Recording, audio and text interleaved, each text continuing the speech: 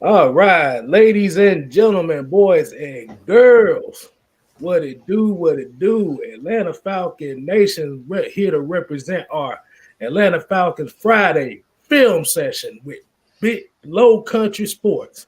That is Kuntry because he's from the country. You always must remember that. I'm your boy Kstylz. I'm going to be the student here, but I'm going to also give my input. And I know a lot of y'all probably wondering, why do I have this hat on my head? Yeah, I'm representing for the little Princess Kai, and this is her first birthday here. So first birthday. So yeah, like I said, she sleep right now. So hey, I'm gonna rep with the pink birthday hat. So like I said, y'all better tell us your best jokes too, cause we gonna take notes on them too. Man, so go ahead and tell them. Go ahead and tell them. First of all, Kylie, she's a year old already. Yes. That's the princess of AFN. Yes, Princess Kylie. Yeah. Hey man, look, as you know, I'm pretty sure all the other nieces and nephews told you I always give the nieces nicknames. So you know, I finally figured out Kylie's nickname. All right, what you got? The Kylito. That's my. I'll about to say, well, her spunk, yeah, that sounds perfect. Yeah, man, definitely. I see we got a little bit of the family coming in. We got Terror Artist 404. He said, "What's going on, family? What's up, bro?" Toxic Falcons. Yo, what's up with you, bro? What's happening, man? Got Speed Falcon for life. What it do, homie? You got Ian Miles as well. What's up, fam? And Joseph Thornton. He's in here with us right now, too. So, Coach, what are we going to be looking at today? All right, man. You know, so basically, you know, on the post-game show, you know, me and my homeboy, me and my brother Bad Mike, we had a difference of opinion. And, you know, I just been looking at Twitter and everywhere else. And, you know, everybody's been having a difference of opinion as far as, like, you know, whose fault, you know, who's responsible for this Falcons loss against the Los Angeles Chargers. Because, you know, we went into, and this is something that we really didn't talk about that much moving forward, you know, while we were talking about the post game. But look, we went into halftime up 17-10. So why did we just end the game at 17 points? You see what I'm saying? And you know, it's just one of those situations where it's kind of like what you say all the time, Kstylz. You always talk about 60 minutes. Hold on, since you said it, hold on. I'm gonna see if I still got it. Hold on, I'm gonna see if I still got it on here. Bruh, this is what we always say. You have to play 60-minute football, which means what you did at the beginning of the game has to translate to the end of the game. And this has been the Falcons' main problem all season is we haven't been able to translate those philosophies that was working from the beginning of the game all the way to the end. Exactly. Right? You ain't never lied, Bo. You ain't never lied. You gotta follow everything through. It's all about finishing strong. You know, for everybody out there who's played football, you know, coach didn't make you run all those gashes at the end of practice for no reason. He didn't do that just because he likes to watch you throw up. We just want to make sure that you can finish. We want to make sure that you can see things through. And, you know, that was basically the case in this game. You know, we just didn't finish it. Because, look, y'all, I tell you what we're actually going to do is I'm just going to break down this game quarter by quarter. And we're just going to look at, you know, how everything unfolded quarter by quarter. And we're just going to break down plays as the game went on. And, you know, just see how it unfolds. What y'all think about that? Oh yeah, let's go get it. But before we get to it, and look what Antonio said. He said Matt Ryan was actually staring down receivers like me staring down red velvet cake on.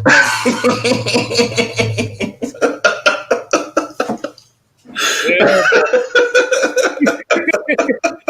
He might be the first one tonight. All right, y'all. So look. I tell you what, Kstylz, you the comedian of the group. Go ahead and tell everybody the contest we do every Friday. Okay, so basically every Friday is during this film study, we try to find the funniest joke that makes everybody laugh on the panel. See, right now we just got me and Coach up here. So we looking for the funniest comment, and whoever gets the funniest comment gets the last shout out of the show. Now, this time I got my notebook, so I'm going to actually be writing it down. I know the last time we did it, we wasn't writing stuff down. We were cracking so many jokes. But last week, Cinco Mo won it last week. Yeah. Who's going to get it this week is what we're going to be looking for. Who's going to bring it home this week? That's the question. Right. That's the question.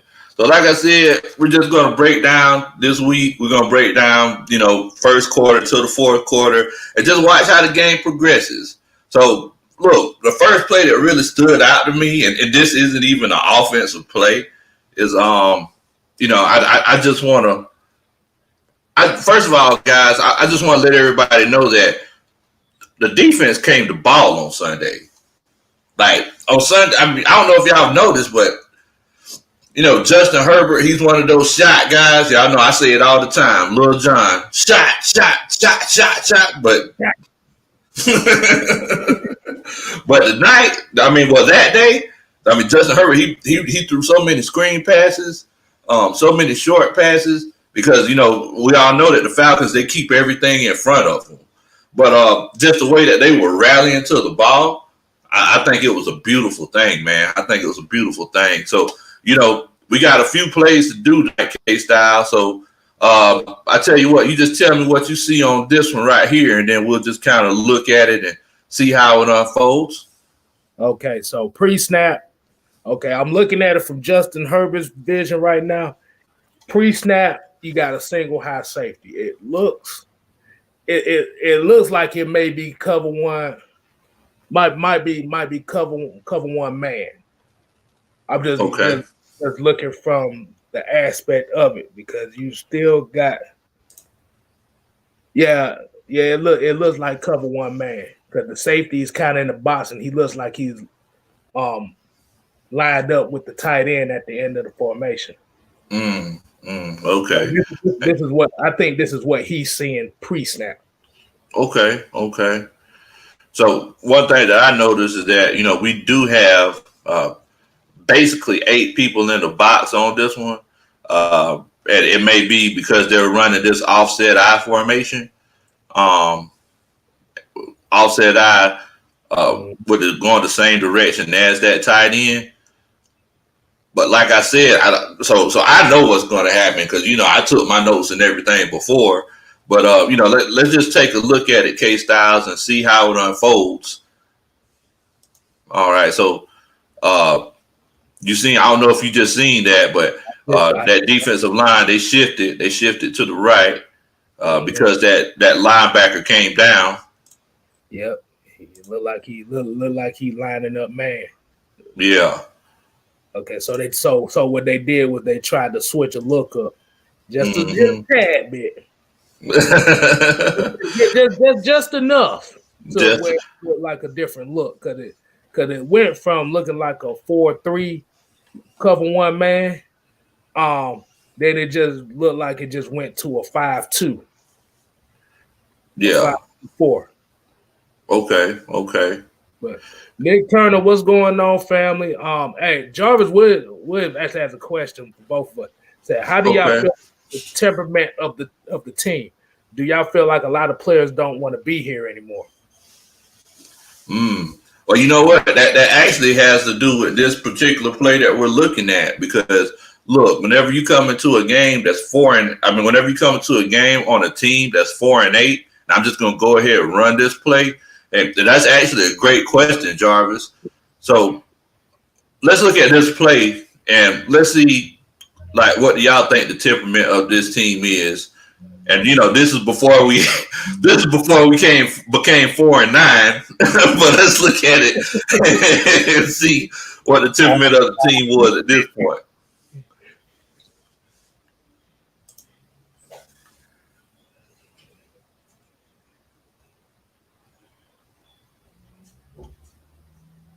All right, Kstylz. Now, is there anything in particular that caught your eye about this play? Because I'm gonna tell you what the first thing that jumped out the screen to me once you go.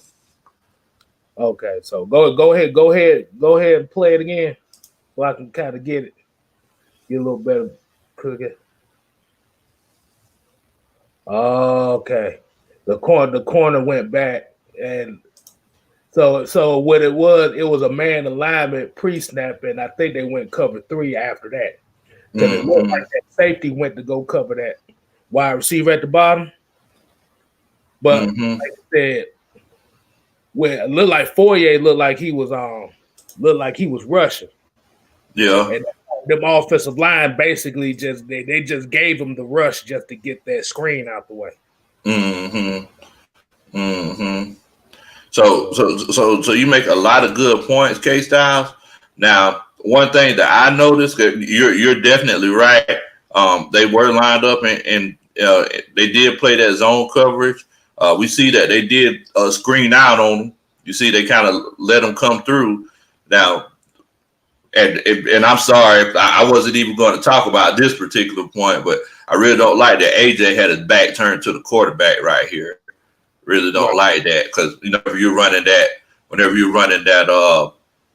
cover of that zone coverage, you want to make sure you kind of keep everything in front of you. That's how you get burned, because he's going to have to turn his hips if he brings that back inside. That zone coverage, you're trying to make sure that you keep everything to the middle. But I do want to answer that question, Jarvis. Y'all keep your eye right here on Grady Jarrett. Okay. And you talk about the temperament of this team.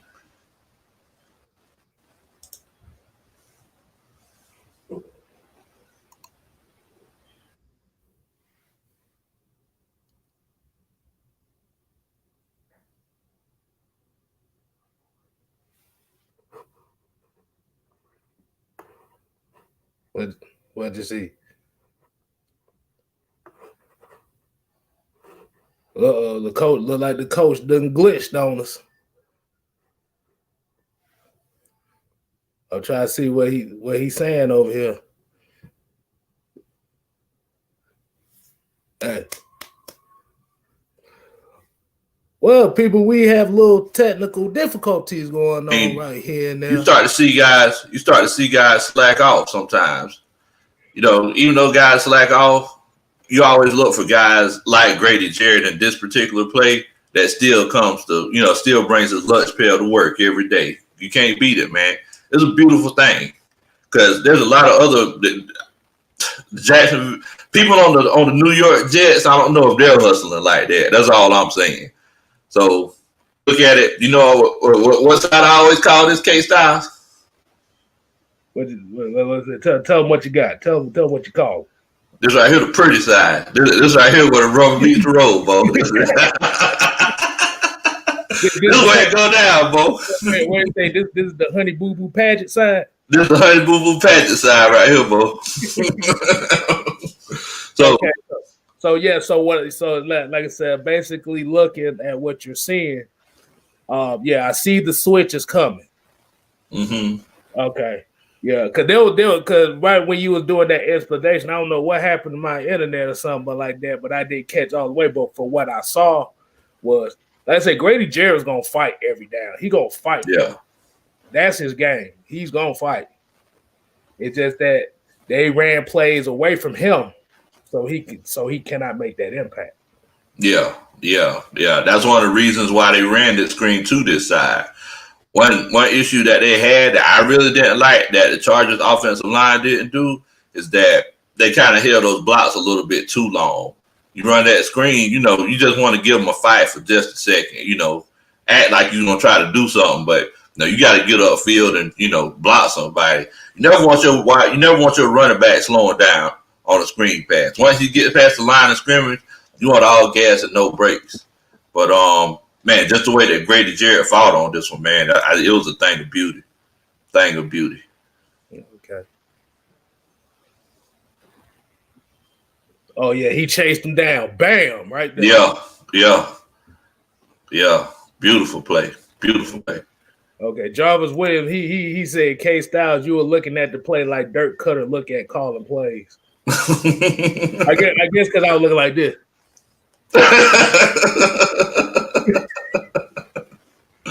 Andrew said Grady Jarrett is fast for a big interior defensive lineman. Yeah, you definitely right. He is, man. That's a lot of man moving very fast. A lot of man moving very fast, man. So I know that the title of this video is, basically whose fault was it, Dirk Koetter's or Matt Ryan's. So one of the main things that one of the main issues that we've had this season is Dirk Koetter, his play calling being repetitive, right? Wow. So whenever we went ahead in this game, whenever we tied this game up, Dirk Koetter actually called a play that he hadn't called ever since we played the Cowboys back in week 2. And I don't know if you remember this play. But I know exactly what play you're talking about. Oh, okay. Let's pull it up and see what we got. Wasn't this the play in the Cowboy game that Julio dropped? Yes. Oh, okay. So you see here, Matt Ryan's out here looking like a guy who's not supposed to be lined up at wide receiver. he looking like it is what it is. I'm not even gonna try. I think he watched that Mark Sanchez footage where Mark Sanchez had lined up and the corner kind of bucked on him and he fell down. Yeah. So Matt looking at the line like, bro, I'm not gonna look at you. Ain't even no need of faking the phone. Exactly. Because the defense pretty much got everybody up on the line of scrimmage. So yeah. So I mean, you see, once again, the box is full. You don't know who's coming and who's dropping back. Mm-hmm. But Russell Gage lined up in I don't know the Wild Falcon. I don't know what we're calling this. I don't know what we would call this formation. Yeah, I guess we'll call it the Dirty Bird. Okay, all right, the Dirty Bird. Quinn, what's going on, bro? Quinn Willis in this thing. Sean what's Jones up, fam? What's up? He said Sean Jones said I'll trade Matt Ryan for a McRib. Damn, I wouldn't even put that on my worst enemy. You could. He said Chris Lay sandwich last time, boy. You could have said a Jersey Mike sub or something. Man, you know what? I went and got one of them big rib sandwiches the other day. It didn't taste the same. I said, wait a minute, man. What in the world? This ain't. It didn't taste good to me. I don't know. Anybody in the comments, have y'all had a McRib sandwich lately? Because they just don't taste the same to me. I don't know. Why y'all putting them in the comments? We just gonna run this play here. Man, this was a great ball. Hey, Coach, they should have just called it the meatloaf sandwich. The meat. That's fucked up. That's fucked up, man. Talk about a big rib sandwich, bro. We said a Big Mac. The Big Mac got the value to it. Right. I guess the extra pickles put it over the top. I guess that's what it was. Man. All right, go and play. Go and play, man. We losing track right now. All right, so Russell Gage.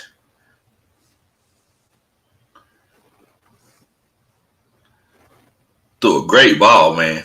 You threw a great ball. One thing that I really liked about this play, is that he tried to actually sell that draw on this one. Because there was actually a lane opened up. I don't know if it was because that left guard and that left tackle turned their backs to each other, acting like they were trying to create a lane. But man, I mean, this is one of those situations where Calvin Ridley he was just Calvin Ridley, man. He got past him, man. I mean, Russell Gage threw a dart, man. I mean, that was a heck of a ball that boy threw. So if we watch it here, let's put it in slow motion, see what we got. But you're going to see he's going to give him that jab step first, like he's going to take off running. Right. Then, you know, and he actually got hit on the throw, but he still set his feet, I mean, and delivered a great ball, man. You can't beat it. Jab step. It looked like he was almost doing the Tim Tebow for a second there. Yeah, he was about to run it, but he changed his damn mind. Thrown up on the play. That's why he did that. Look, he was going to run it. And then he looked there. He like, nah, never mind. Then he saw Calvin was about to stack on that safety. Yeah. He just throw it up. He's out here. This man out here taking knees like Colin Kaepernick, y'all. Oh man. So whenever you play a wide receiver like Calvin Ridley, it's tough because if you play off of him like this, and he is trying to get vertical on you, it's still hard to stop because there's always a situation where he could, you know, get you turned around or cross your face. My homeboy Nick Turner said that Calvin ate that coverage up on what I believe is a post at a good acceleration. And look, Anthony Lynn should be ashamed of himself because he didn't give that man no help. I guess they would call themselves bringing the blitz. They didn't believe that Russell Gage was capable of taking shots like this. They must didn't see the film on that Cowboys game. I think this was a good call by Dirk Koetter. Like, what you think, Kstylz? I mean, you need what I would say about this play is sometimes, like I said, at this point of the game, sometimes you have to have that one wrinkle play that nobody's expecting. Yeah, I'm looking down here at the bottom. I think there's another wrinkle in this play that I think might have been another option just in case if they would have ran it, and they had Matt Ryan literally running back to the 50-yard line. Double pass.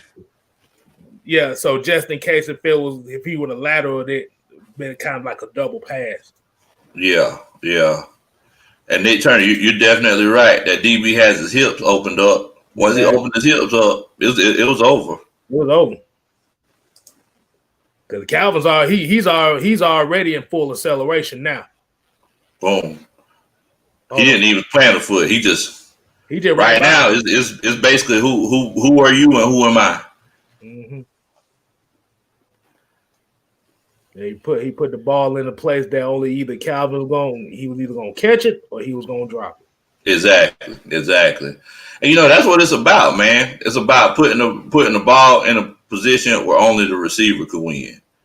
And we're actually going to talk about that later. So you know this is the pretty side. Russell Gage back there doing his best Matt Ryan impression, calling audibles.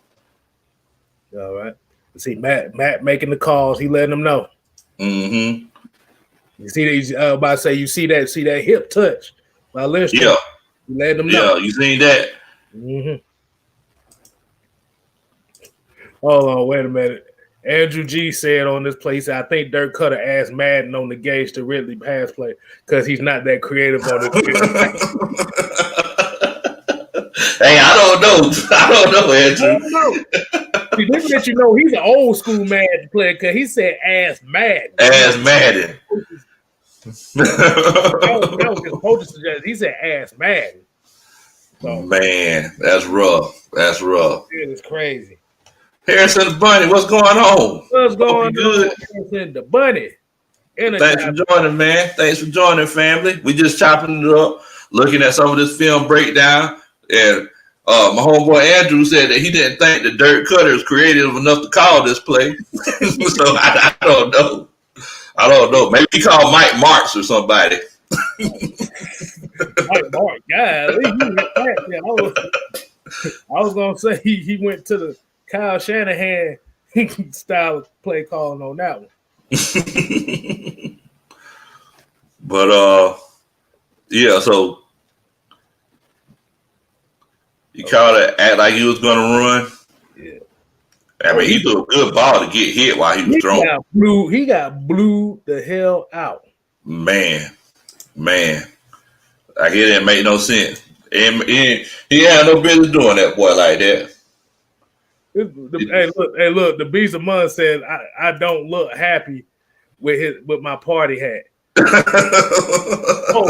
Trust me. Y'all, hey, look, I was about to say, I don't know if y'all remember Black Dynamite. That's one of my favorite movies. When the girl asked him, with your pretty ass smile, he was like this, I am smiling.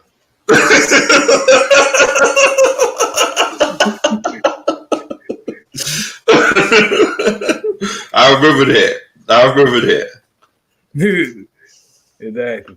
Hold on, wait a minute. We got another comment here by Sean Jones. He said, I'm not a big Dirk Koetter fan, but he called a pretty good game. The wide receivers were open. Matt Ryan was just wasn't putting enough power behind his throws to get the ball there and kept getting picked.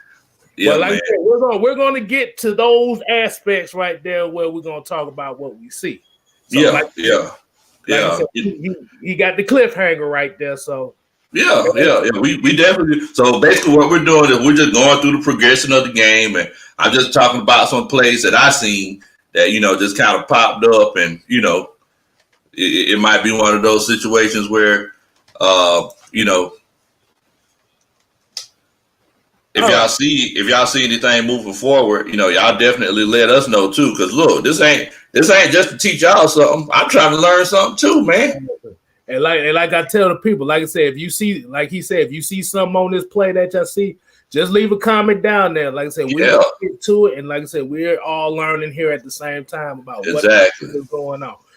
Exactly. Like my homeboy Nick Turner said, whenever he told me that corner, that DB opened his hips up. See, I didn't see that, and that's what I'm talking about. Y'all make sure that y'all tell us what y'all see. Exactly. Hey, look, Tonio said Dirk Koetter will clone this game. Don't fall for it. It wasn't actually. What are you talking about, Terror 404? Hey, YMOF Jamal, what's going on, fam? What's going on, fam? Hey, appreciate you joining us. Let's see. Definitely. Although Jarvis Williams got another question. He said, do you think our Falcons are cursed because we built the stadium on church grounds? Do you think the city of Atlanta is cursed because of the ungodly actions?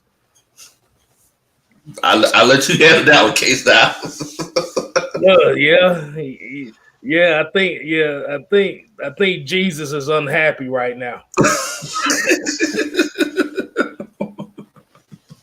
But I think what it is, I think the problem with Atlanta sports in general, it like I said, it's like the culture with all the teams is we're finesse. We just don't know how to finish. I wouldn't say so much of it as a curse. It's more of like the culture of Atlanta. Yeah. See, Atlanta is a party city. We like to relax, chill. So we getting up, we like, okay, yeah, we're just gonna kick back, chill out, whatever. And then what ends up happening is we relax too much, and then that's when these blown games come out. Like I said, we've seen it with the Hawks, we've seen it with the Braves, we've seen it with the Falcons, and we've seen it with Atlanta United. Yep. We've seen it with Georgia, we've seen it with Georgia Tech. So it's just the culture here in Atlanta that is not predicated as far as finishing. Now, will it ever get to that point to where we finish? Hopefully so, but it's going to have to take the right type of mentality, right type of coaching, and people that's in the upper that's going to be able to change that culture. Yeah. And the beast among us said Hades and Zeus cursing us on the day. You talking about shooting lightning bolts from goddamn Mount Olympus? They said the power of Ogun gonna kill us all.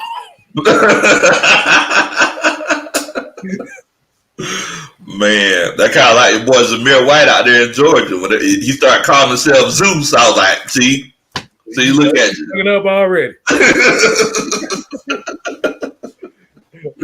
I love. Okay, you just put this play right now. This one of the worst plays. I don't like these damn plays right here. Okay, so why don't you like this one, Kstylz? Okay, this is the same play that damn near. This is the same play that basically cost us in the Saints game. the same defensive alignment, where you got 3 defensive linemen and you got everybody else by the sticks. Mm-hmm. Now, this kind of play right here is one of those. Like I said, I can imagine if it was like a 3rd and 20 or 25. But even if it's like 15 yards, like I said, that still can get completed. Because all it could take is yak yardage can blow this shit apart right here. Exactly. And you're completely right, man. You know, I guess this is the Ocho defense, I guess, because we got 8 guys back here. No, I'm about to say this the prostitute on Fulton Industrial defense. Over for business. That motherfucker, this the Blue Flame defense right here. Man. So we're gonna take a look at this one. So one thing, so this one was a third down play. And you know, I just wanted to show the benefit of, you know, whenever you have experienced guys versus inexperienced guys. And you know, everybody's saying that we're giving up and all this, and you know, what kind of mentality do these guys have? So, you know, we all remember what happened last week. What was it, 3rd and 17? Yeah. You know, he worked them upfield, came back to the sticks, caught the first down pass. So let's just take a look at this one. See how it goes. We're in the Ocho formation, which I hate, just like Kstylz. It's terrible. See, the big difference this time is everybody. See, that in that Saints game, there was a difference. That in the Saints game, they were pretty much playing fucking cover 6. Yeah. 6. This time, it was more so of they were actually playing below the sticks. Yeah. That was the biggest difference right here. Yeah. So you see, they had 4 guys playing the deepest man. Then they had 4 guys at the sticks. Mm-hmm. So last time they had everybody going back. Exactly. So I mean, it's one of those situations where it's like we can't say that, you know, they obviously had to get coached up in that situation. You see what I'm saying? Well, so I mean, I just seen this one. I thought it was I was like, well, you know, this is pretty cool. I need to show this to all the other AFN family. That boy Isaiah Oliver laid the wood on that boy, didn't he? Yeah. Great tackle. That's a free safety tackle. What's J-Rock in the building. J-Rocker. And let me say this too. Isaiah Oliver in that slot corner position has been one of the best things they did since they made the switch. Yes. Because it allows him to use his physicality without having to worry about getting burnt deep. Yes. Or sitting on the island. Yes, I definitely agree with you, Kstylz. I definitely agree with you because, you know, it gives him a chance to play in space. You know, he's not that kind of guy that's, you know, what I always say, you go to the bathroom, he hand you the toilet paper. Like, you know, that's not him. No. You know. Like I said, he wants to take a piss outside. Exactly. All right. Exactly. So, you know, right now we're in the second quarter. We're still tied 7-7. So on this particular one, we're just, you know, like I said, we're just going through the process of the game just to show, you know, how this offense looked. If there were wide open receivers, because at the end of the day, that's that offensive coordinator's job is to get wide receivers open, to set up running plays, and you know get first down. So what's going on, Maggie T? How you doing? What's going on? What's going on? Had the party with the birthday girl. Kstylz daughter. 1 year old. She up now. She finally up. Oh, she'll slept on her first birthday. We're gonna do it all over again tomorrow. She dead good. I probably did that when I was a baby. I probably slept through my first one. She probably did the same thing I did. I don't know. Well, we'll do it all tomorrow. Yeah, we're gonna celebrate tomorrow. Like I said, this the hats is for her today. So it is. Yes, my poop. Exactly. So we're just gonna take a look at this one right here. So for this one, like I said, we're just looking at a progression throughout the game, seeing if we do have open wide receivers. This way right here is a 1st and 10, and I always say, if you're getting first down on 1st and 10. That's when you're on your groove. That's when you're on your bag. That's when you start feeling yourself as an offense. Let's just take a look at this one right here, because this is another pass play. I know a lot of people were saying that Dirk Koetter's route concepts, aren't that good. I thought this was beautiful. I thought this is what we need to be doing more of. And the reason I say this is because, look, you look at this particular play, Matt Ryan doesn't have a chance to get hit. Just take one step and let it fly. You see what I'm saying? Yeah, but those are definitely throws that need to be more implemented as far as exactly. Because that was an RPO right there. Exactly. All RPO. Exactly. You seen that, Kstylz? I seen it. Because the linebacker didn't. If the linebacker would have zoned out towards the wide receiver, he wouldn't have threw that ball. Yeah. Since he went to go crash down on the wide receiver.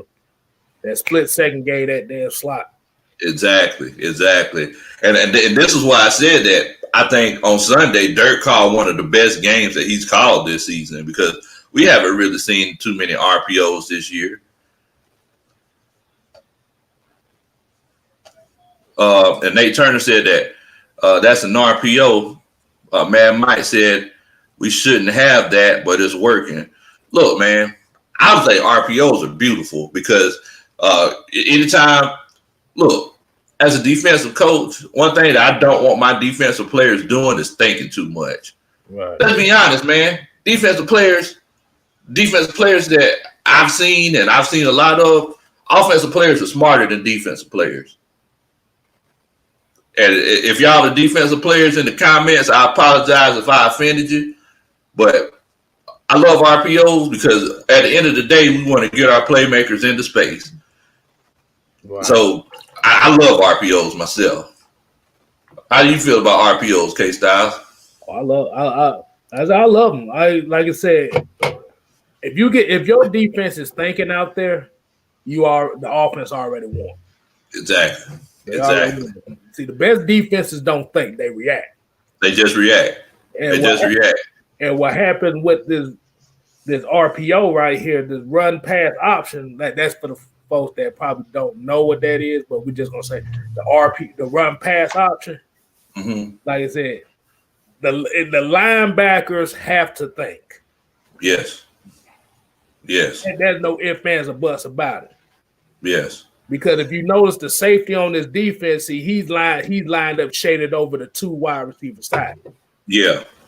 So his responsibility was trying to cover whatever the hell was gonna go on that side. Exactly. But with that linebacker, like I said, crashing down the formation, opened it up for that beautiful slant. Beautiful. He kind of threw it behind him just a tad bit, but it was still enough that it was still good. Yeah. It was still enough that he could still take it and do something with it. And then another thing about that RPO and Jarvis and Nick Turner and all the other Harrison the Bunny, another beautiful thing about it is that I think Dirk Koetter was masterful at this play call, is that he had everybody blocked down. Mm-hmm. So whenever he had everybody blocked down, that defensive end, he came free. And sometimes that gets in that defensive end's head, because if it's a situation where he comes free, look, if I'm a defensive lineman and somebody is trying to keep me from getting to a spot the whole game, and I actually come free, and I know that they let me come free, and I didn't get to the quarterback in time, guess what I'm going to start doing? Start thinking. I'm going to start thinking. I'm going to start second guessing myself. Mm-hmm. I'm going to start saying, well, are they trying to trick me again? So, like if you see this, like everybody blocked down, this defensive end, he just came down free. But I I'm just being honest, guys. Like here at Atlanta Falcons Nation, we have unbiased opinions. I mean, this was a great play call. Unfiltered, just facts. Just facts. And this was a great play call by Dirk Koetter. Because whenever that defensive end came down, he was actually taken out of the play without anybody even touching him. Well, then Russell Gage, he just made a good football play and got loose. Yeah. Like I said, Matt Ryan threw behind him just enough because if he actually would have threw him in stride, he actually could have broke that for more yardage. Yeah. But it was still good yardage, though. Oh yeah, it was still good yardage on it. You probably could have got more on it. It was still great yardage on it. Yeah. Let's take a look at it from the pretty side, Kstylz, while I'm checking this out here. We're going to get it from the pageant side. From the pageant, from the Honey Boo Boo. The Honey Boo Boo pageant side. Now, I can't say Honey Boo Boo because that name just sounds ugly. So we just yeah, that's ugly. From the Miss America side. How about that? All right. So you see here, this is what Kstylz was talking about, Atlanta Falcons family. Those linebackers, they're looking back there. I mean, and you can just look at their body language. Like these guys are looking aggressive. They're looking like they're trying to fill some holes, fill some gaps. Yeah, they trying to play the run. They look like they're ready to play the run. Exactly. And then bam. Matt Ryan had he did a great job of selling that fake because he knew that I'm not going to sit here and say that he knew it because, he had to kind of read everything. But look, man, the fact that, he fully turned his body and then brought it back and then let it go. I mean, it was a great play. Just like you were saying, Kstylz, he could have definitely put it where he needed to put it at. But, I still think that it was a good play. Oh, there, yeah. That was nice. Yeah, because them linebackers, they were too damn aggressive on that play, boy. They look like bill collectors on that play. Lifting chicks. Because if you look at the snap, they was already at the line. They were literally at the gaps already. It wasn't even thinking. Yeah. They were already there. Okay, so you see the one with you see the one on the left side. We're gonna call that AT&T. The other one that's gonna be Sally Mae. Now watch how aggressive they go.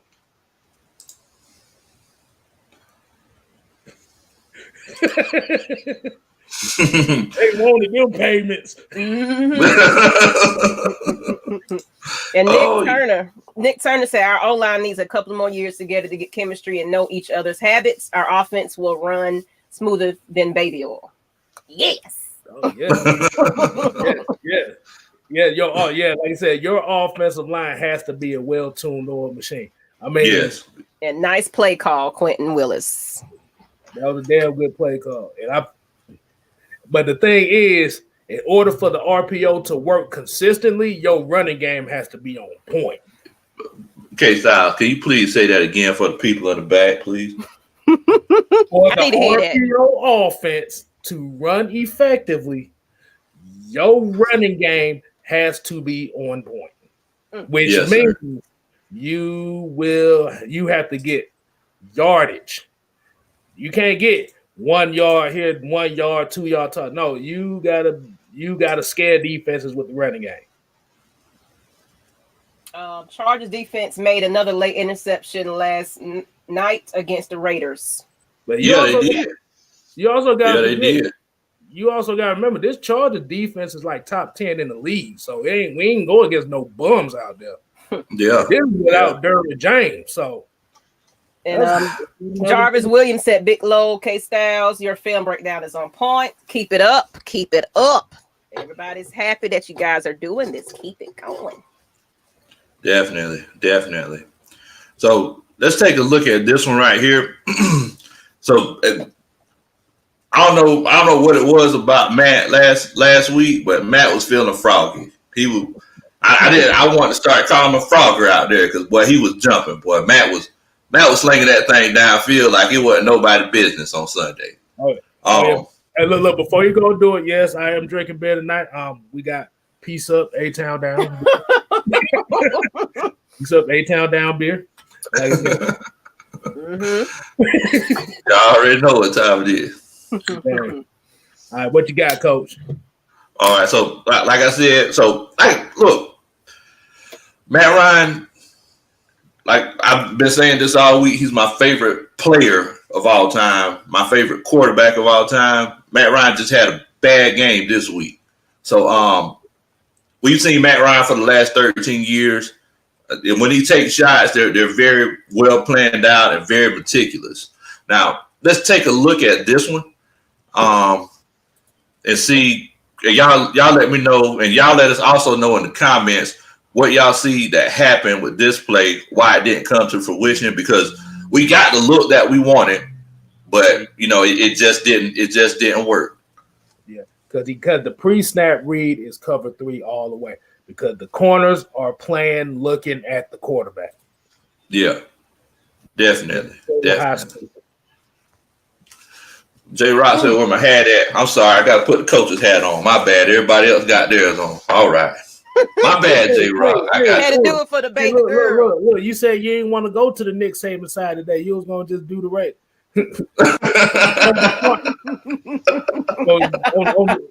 on the Anthony Lynn side of the game, he said. I like that shirt though, Big Low. George. What's that? The Julio shirt? Julio. Well, it it's Julio. It ain't who you know. That's what my homeboy Terry Artist for say. It's not who you know, it's Julio. You gotta give me a shirt like that. Well, this is my shirt. Since we showing up shirts, let me show y'all my shirt. I'm done, people.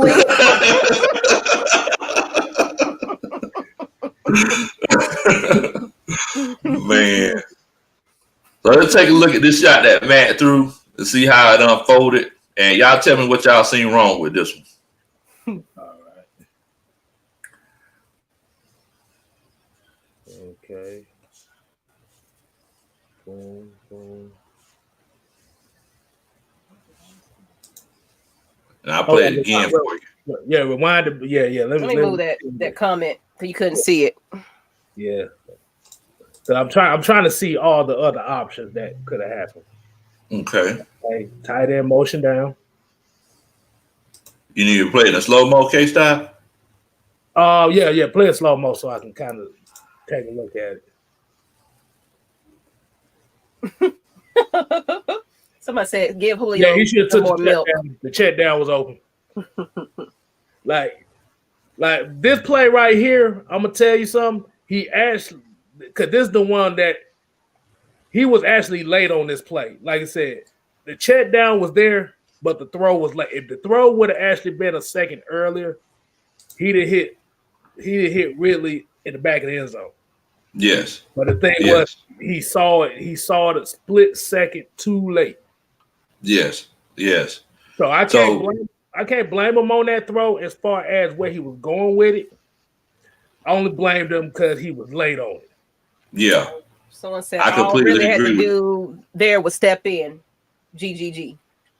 Triple G. Yeah. So let's look at and you're completely right, Kstylz. Let's look at it from the Miss America side. Pretty sad. Let's look at it from the pretty side. Rockin' America. Living in America. All right. So what I always do to look at to see where quarterbacks are looking, I always look at the logo on their helmet because that's how you know where they're looking at. So on this particular play, y'all make sure you probably can't see the green dot, but I'll make sure that you just keep an eye on Matt's helmet on this one. Quint Willis said somebody give Julio some milk so he can stay healthy.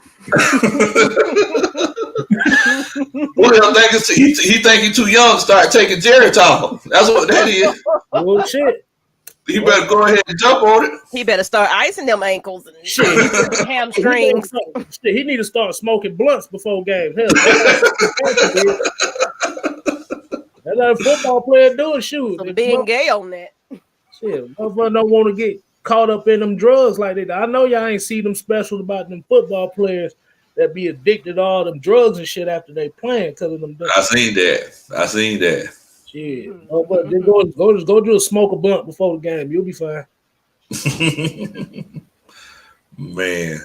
So like I said, y'all make sure that y'all keep an eye on Matt's helmet. Let's see.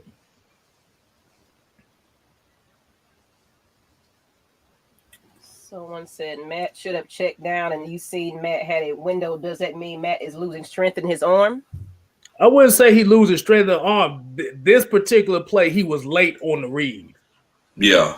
I'm actually not mad at that throw because anytime you got your wide receiver running downfield with nobody behind him, you know, it's a good throw. He just waited a little too late, just a second late. Exactly. You know. Yeah, you know, that's going to happen. You know, we've seen Matt do this for years. Yeah. But, you know, sometimes it's one of those cases where he didn't expect the coverage that he was going to do. So look and see where he's looking at. He's looking right the whole time. Boom, he just looks left, he sees it, then he throws it. Yeah, because if you look at he took that extra step through the whole time and all. Yeah. So I think it was a pretty good read by Matt because they did have that single high safety. Mm-hmm. But the only difference is that because I think Matt went into this play thinking that, hey, I'm finna look this safety off, and it actually worked because you know Calvin really hit him with this ridiculous double move at the top of the screen. I see Calvin really right here. He's going to get past that guy. And you see here, he's looking them off. Yeah, he gave him the little head fake. That was it right there. Yeah. So it was a good look. It was just a second too late. He could have stretched it out a little bit further. And if he would have, that definitely would have been a touchdown. If he felt like he couldn't have made that throw, you know, it's kind of like Pop say on Friday, but you live to fight another day. I want to give a shout out to Antoine Wartime TV. I guess he's tuning in. How are y'all doing? Rise up. Let's go. Welcome.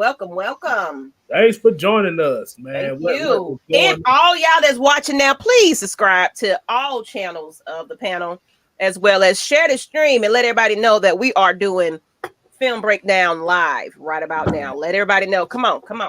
We on Twitch. Definitely. Everywhere. Let everybody know that you are watching this. And look, I'm about to say we might well read the comment because you know you're going to have one of your fans talking about why the hell the comments up covering your damn face. So that's what I'm saying. I'm giving everybody their shine. That's all right. Okay. So basically, the Beast Among Us said, what are y'all thoughts on Anthony Robinson getting interviewed for the GM position? I mean, it's kind of like I said on our show on ATL and Sports Zone. It comes on every Wednesday at 8. You know, we can all look back at, you know, what someone's done in the past, but unless you're sitting in the room with these guys, like, you know, we really don't know what their principles are or, you know, how they go about doing their job. Like we just seen the baby at the end of the day. So if we look at Arthur Smith and say, oh yeah, he drafted J.J. Watt. I mean, yeah, that's cool, but you know, we don't know everything that went into effect of drafting J.J. Watt. You see what I'm saying? So I wish we could all sit and listen to interviews, but you know, unfortunately we can't. Hey, look who's in here in the chat. Kstylz Corner. Y'all follow her if you got some women's. You follow her. She got lipsticks and eyelashes, all that for you guys. Well, she's revamping, but look for January for her relaunch. Definitely. Kstylz Corner. Exactly. That's Terror Artist 404 wife.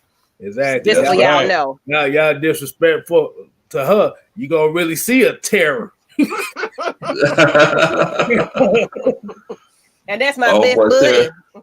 That's my Terror Artist 404 don't play the radio. That man love his wife. My homeboy Terry, he'll even call her Keith. He said, "Hey, wife, this is what we're going to do today." That love right there. Well, what that Ice Cube and Dr. Dre song, "Mind of a Murderer." Oh, and Triple G, get your ass. Triple G said if Ridley would have stepped inside on the end zone, he would have been on the ball. Ridley was ahead of him. Yeah. He had him beat. Yeah. He had him beat. But like I said, what happened was Matt took that extra step. See, when Calvin Ridley, when he did that head fake and he saw that space, should have took that ball right there. Yeah. Antoine Wartime said he should have put it on the left shoulder. Actually, okay, should have took it to the outside. The outside shoulder. Let's see. Let's see that again. Oh, I'm sorry. Hold on. Go ahead, because in them comments be hiding stuff sometimes. Yeah. He said it should have been on the left shoulder, so we're gonna kind of see that again, as far as what shoulder should have been on. I think he actually put it on the right spot. It just was too late.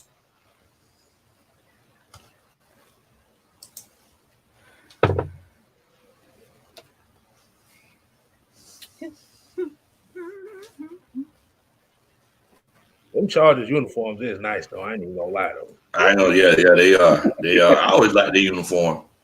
Boy, I like the powder blues better. Yeah. Blue, my favorite color. I see what he talking about the left shoulder. I see what he's talking about the left. Actually, he either way would still been good. Yeah. See the left he shoulder. Had a beat. Yeah. What's up, Terra Falcons? Bird gang. Hold on, wait a minute. Hold on. Do that again, Miss Maggie. For some reason, I felt like doing it.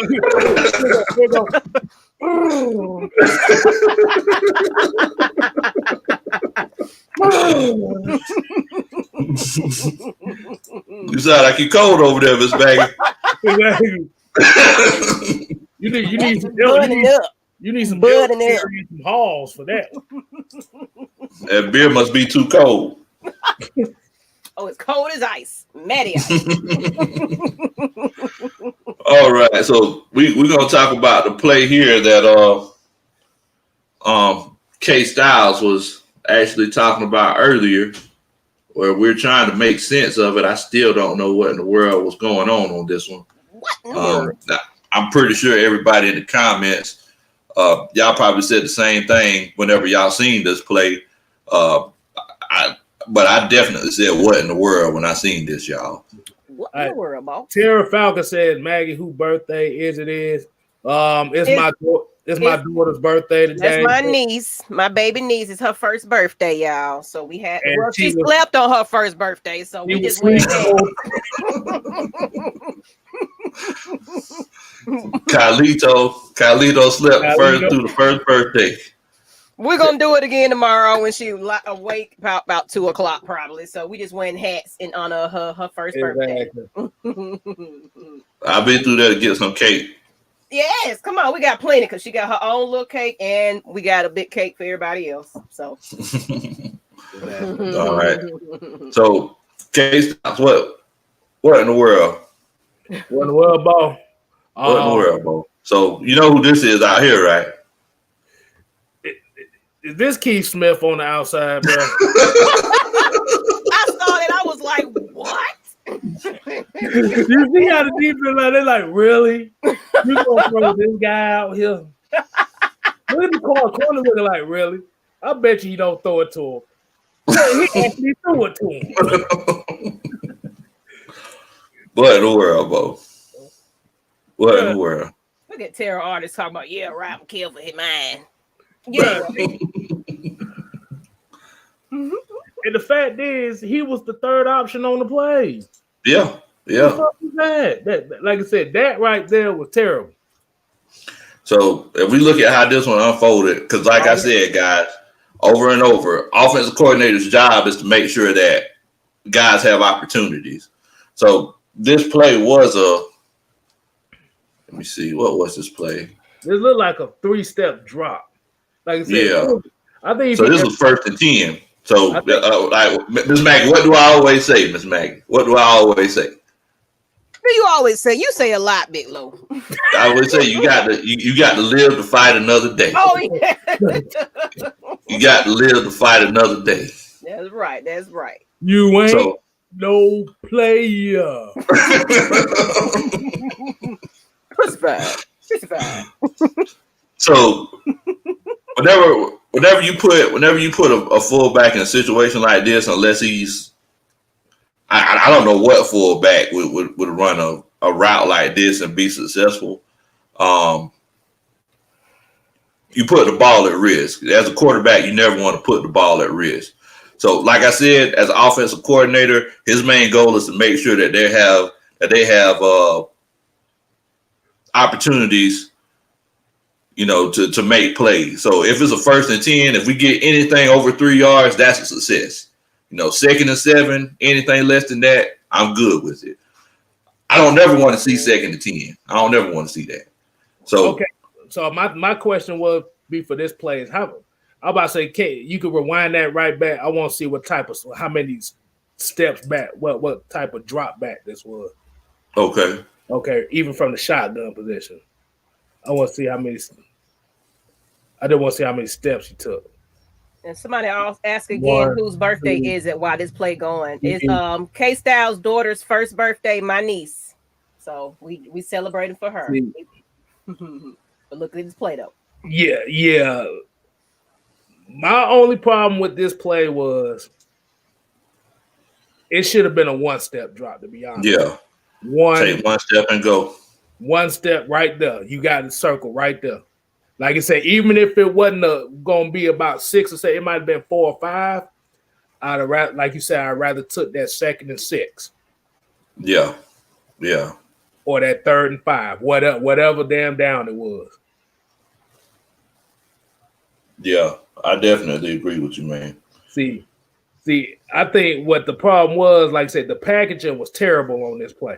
That if you was gonna put a running back out there, that should have been Brian Hill, or you could have threw Jaden Graham out there. At least you have somebody that is susceptible to catching passes. Hey, Bo, nobody is open at all. Hey, Bo, I just don't know what to tell you on that one. Now, this was a positive in my mind, and look, it might be something that's y'all might not think is important, but a 3rd and 1 with 5 minutes and 50 seconds left in the first half. Look, we're trying to get touchdowns and not field goals. I love to see Younghoe Koo kick, but I like it when it's after. But I don't want to see them, until we score a touchdown. Exactly. So, this is where we had issues at before. We had issues with, getting those first downs in situations like this. And I really like this particular play because I felt like it was creative. So tell me what you seen there, Kstylz. I mean, the play hadn't even ran yet, but just tell me what you see about this motion. All right, let's check this motion out. Goddamn. Goddamn, that was a formation shift. Right? That looked like a different formation shift, but it wasn't. Yeah. Now, and the thing is that they still haven't finished going in motion. Mm-hmm. So remember, this is 3rd and 1 now. Okay, so the thing is, okay, fullback dive. Damn it, that's what you're supposed to do on 3rd and 1. Fullback dive. Yes. We haven't seen that yet this year. We haven't seen anything like that. What's up, Ice Finesse? What's good, y'all? What's going on, Ice? Ice in the building. If y'all watching this right now, go ahead and share the stream, hit like, subscribe. I'm putting the links in the chat. Make sure you give these people a subscribe. Big Low Kuntry. Kstylz. Look, Big Low just trying to get to 300, 200. 200. He trying to get the 200. You trying to get the 150. I'm trying to get the 100. I'm the runt of the letter. I'm the one nobody cares about. But since you for real, you gonna get your surprise. But since somebody said Young Way cool, and like I said, thanks to the homie Rich, and I know this is already in here. Oh yeah. Shout out to Rich, Brooklyn Bird. Rich for this one. Exactly. What? Uh-oh. It's the mad scientist. What? Nah, it's the number one. What? Number one. I ain't the mad scientist today. Man. What? So, Mike, basically what we were doing is we just I've been watching, and I've been. Now he froze. I've been watching. I've been watching, and I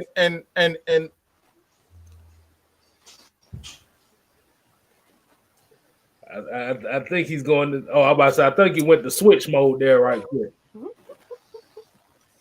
I'm waiting. I've been watching, and I've been looking. I've been listening. I've been looking at all these dumbass formations all goddamn game. I've been watching all these dumbass formations for a long time. Who the hell puts a fullback at receiver? And we don't even use. We don't even. it was a bad call. Let's That was a terrible call. low. That was a terrible package. That wasn't even high school level. Okay, that was stupid. Hold. That wasn't even a high school. At least in high school, you actually use the fullback. We don't even use the fullback. So why even call that crap? Hey, Mike, I got you parents in bad positions. Not just Matt Ryan. You put Keith. I'm sorry, Kstylz. I gotta get this out. But you put Keith Smith in a position to look like absolute trash. That man looked like absolute garbage. You put that man in there to look like the worst fullback in the league. That's how guys stay on the free agency list. Because of stuff like that. Hey, Mike. I got a problem with that. This is why I got a huge problem with Dirk Koetter. I got a huge problem with that. I got a huge problem with any coach that put players in positions like to look like shit.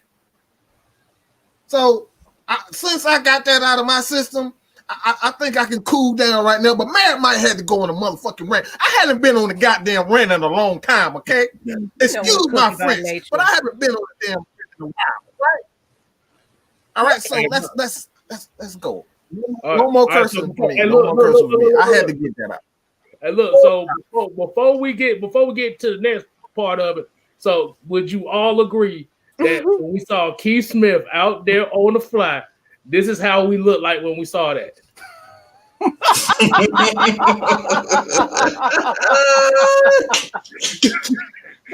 Would you agree with that, Mike? Look, Quentin Willis said Keith Smith was on the jug machine all week and thought he was Jerry Rice all of a sudden. He said he could read the comments for now, y'all, since it's gonna block Matt Mike's face. He said he was trying to be who he was this week. I don't remember. Y'all remember them glasses? Them glasses, when you put the glasses on, you see somebody pretty, and you take the motherfuckers off, you see somebody ugly. I forget what it was. I think it was a cartoon or something. That's Dirk Koetter. That's what Dirk Koetter sees. All right, that's him. That's exactly what he sees when he look at Keith Smith. Let's go. All right. So, and you know, this is basically kind of what Mike was kind of hitting on, y'all. All season we haven't used the fullback, so we get down in the red zone on this particular play, 3rd and 1, and I guess monkeys do fall out of trees sometimes, Miss Mackie T, because I be doggone. We used the fullback this time. Fullback dive. So I look, I think that this was a pretty good play call by Dirk, and this is why I say that this was one of the best games that he's called this season. Because, you know, what we all know is, you know, there's no such thing as a good turd, right? So it's like, whenever I say that he called the best game that he's called all season, I'm not saying that it was a stellar game. Putting Keith Smith out of the X wide receiver, that's not the right call to make. But I mean, look, play calls like this, I think it was a pretty good decision.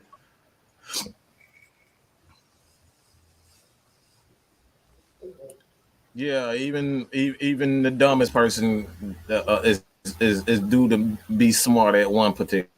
Look good. Wrong clock. A clock is right twice. A wrong clock is right twice a day, right? Hey, all right. Why twice a day, bro? Twice a day. I'm just a huge fan of putting players in position to succeed.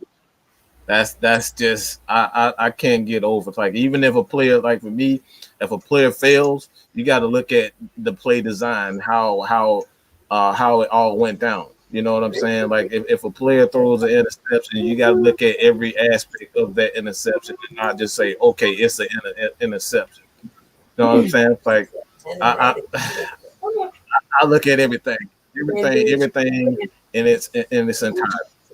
Oh yeah, definitely. I completely agree with you.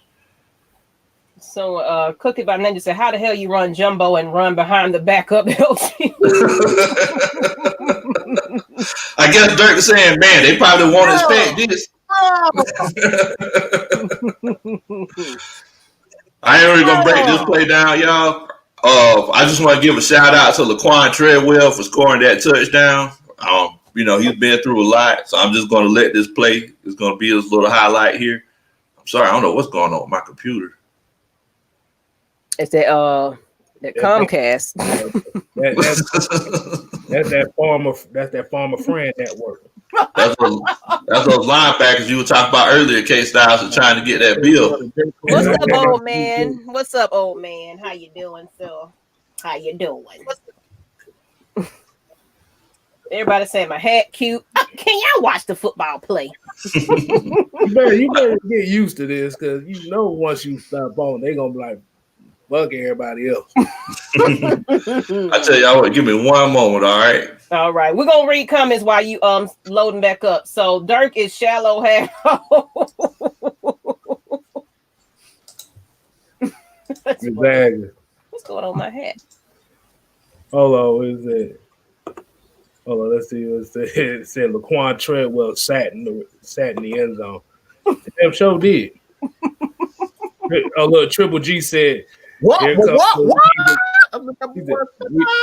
He said, here comes we need to draft a mobile quarterback. Oh my God.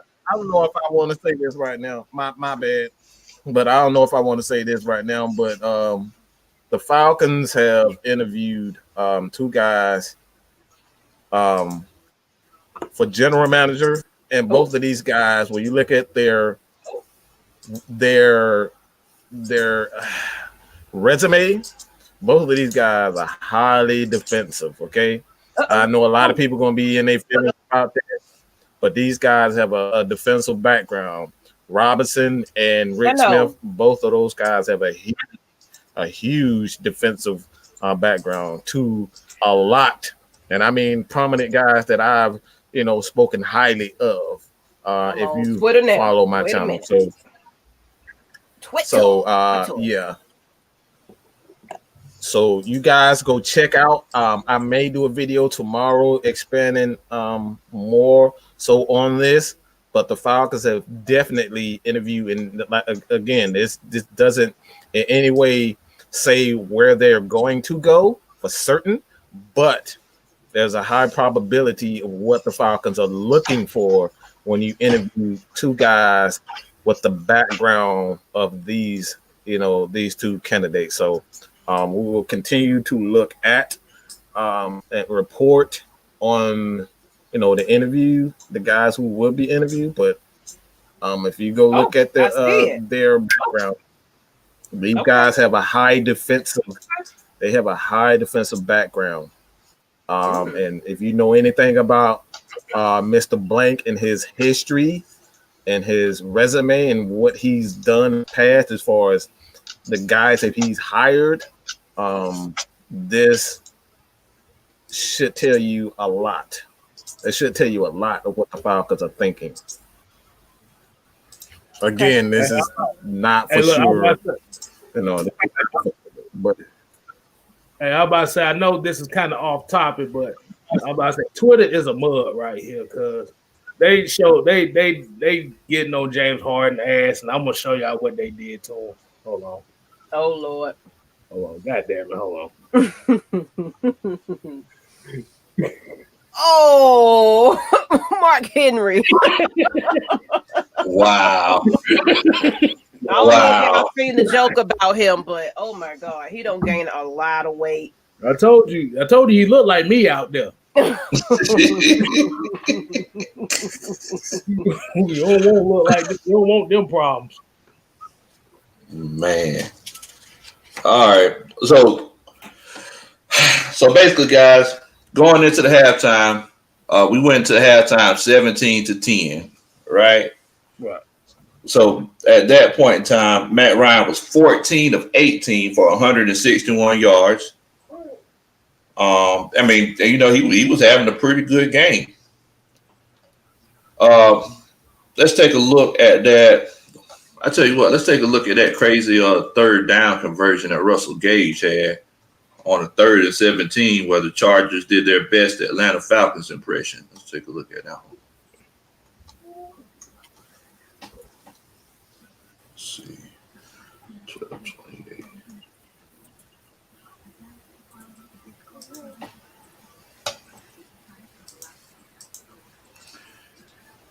I mean, so we all agree that Matt was cooking all throughout the game.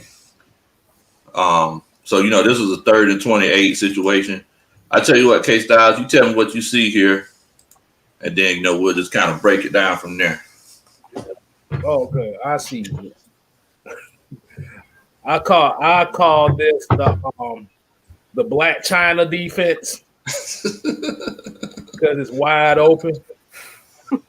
Oh, look, Cookie by name said it's session, baby.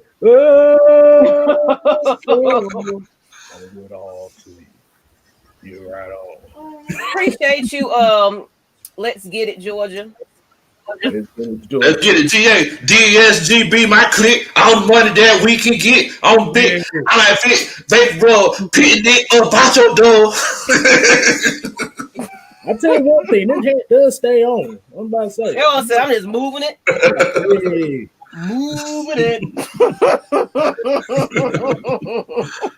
So we're gonna call this the Black China defense because, like I said, okay, it's busted wide open. So what we're looking at is it looks pre-snap, looks cover 4.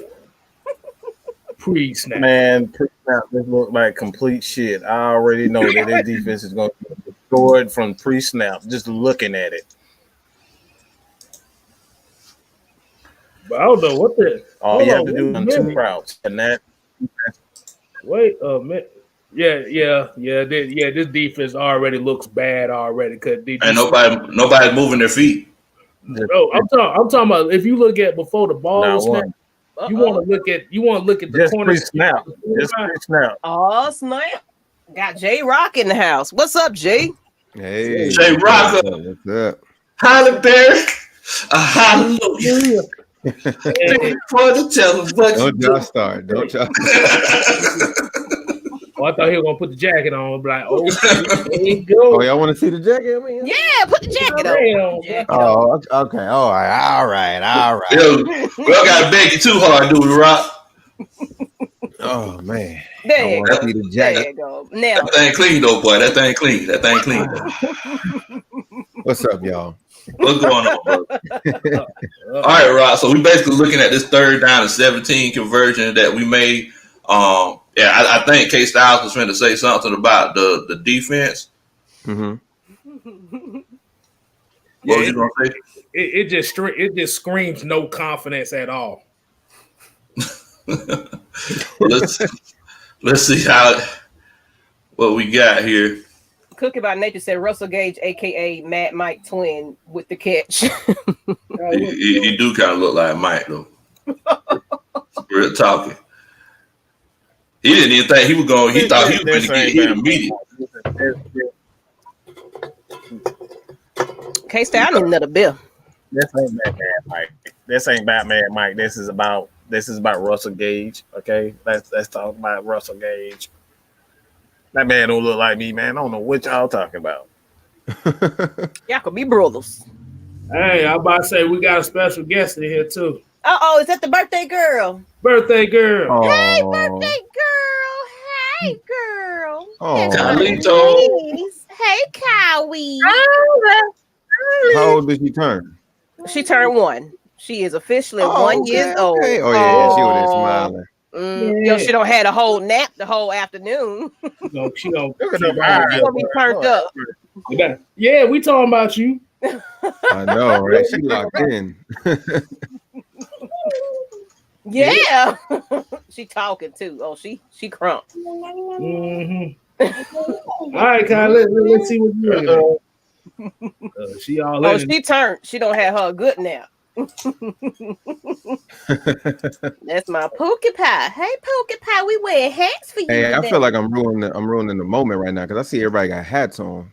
And Well, I was yeah, just what getting your on hat? y'all in the chat. I just put mine on. You asked me where, Rob. I only put mine on. You told me where mine. Man, I did that. I tell you what, I got you, Rob. I got you. I got you, Rob. You ain't alone. All right. So You ain't got to be alone, bro. I mean, it's still 3-2 though. We gotta sing for Kylie though. We gotta sing. I want all the people in the chat on YouTube, Facebook, Twitch, anywhere. We're gonna say happy birthday to you. Happy birthday to you. Happy birthday, dear Kylie. Yeah. Oh, she going crazy. She like, yeah, this is my moment. Yeah.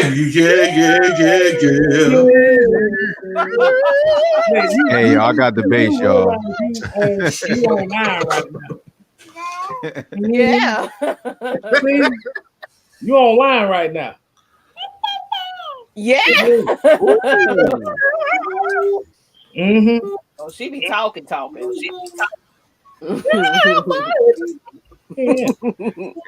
she has. She ain't going to bed no time soon. Watch that, Kstylz. You gonna be up. That man said he said I'm sipping on Ripple. What? Ripple. I ain't heard that. I haven't heard that before ever. Ripple. Oh no, that Ripple took it back. Ripple. All right, y'all. Man, that's 19 your ass, ain't he? Go ahead. All right, y'all. So the prohibition guy is this motherfucker. He got a goddamn Al Capone sweet drink out there. Ripple. I ain't heard that shit in so long. Who the hell drink Ripple? a vagina dude. Everybody got a vagina. But all right, y'all. So one of the interceptions that Matt threw this week, I actually had a chance to, because I watch film study all the time. I actually related to a similar play that happened earlier this season.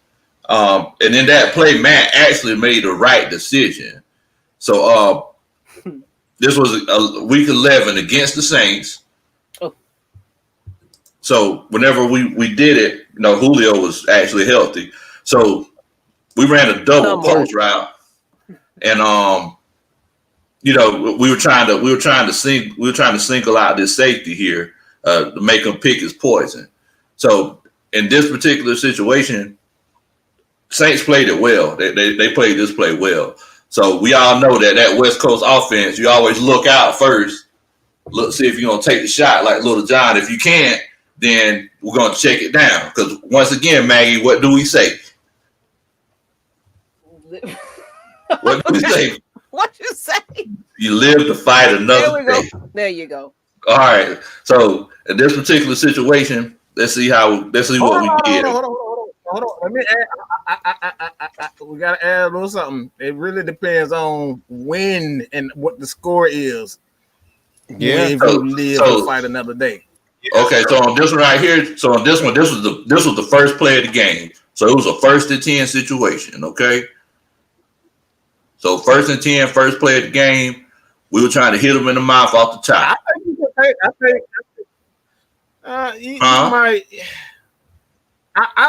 think it really depends on one. I think it depends on your record and how the offense is going. I hear you, but depending on the offense, if your offense is already shaky, if your offense is going well, man, I think you can afford to take a chance, especially if your defense playing well. The Falcons, I think you can kind of take chances. So, it depends. Okay. On that philosophy, live to fight another day. It really depends on if your defense freaking suck. Like if our defense sucked the way it did early in the season, then you know what I'm saying. Don't you live to fight another day. But the Falcons defense is playing well, so I think you can. Matt knows, as a veteran quarterback, you know when you can take chances and when you can't. And late in the game, I don't think you can make those chances. You live to fight another day late in the game, but early in the game, I think you can kind of get away with that with this Falcons defense that's playing right now. Okay. So let's take a look at this particular one. So this was early in the game. You see here, try to single out that safety. We checked it down. Okay. So now we got a 2nd and 4. And let's look at it from the Miss America side, the pretty side. Pretty sad. What's up, Jarvis? So we're gonna call this the Holly Berry side. A hallelujah. I see some who that's done showed up. They like this. No, we're gonna call that the Rihanna side. The hell Holly Berry, that's the Rihanna side. Man, whatever the hell you call it pretty, goddamn, it's all pretty. So we would agree that in this particular situation, Matt made the right football play, right?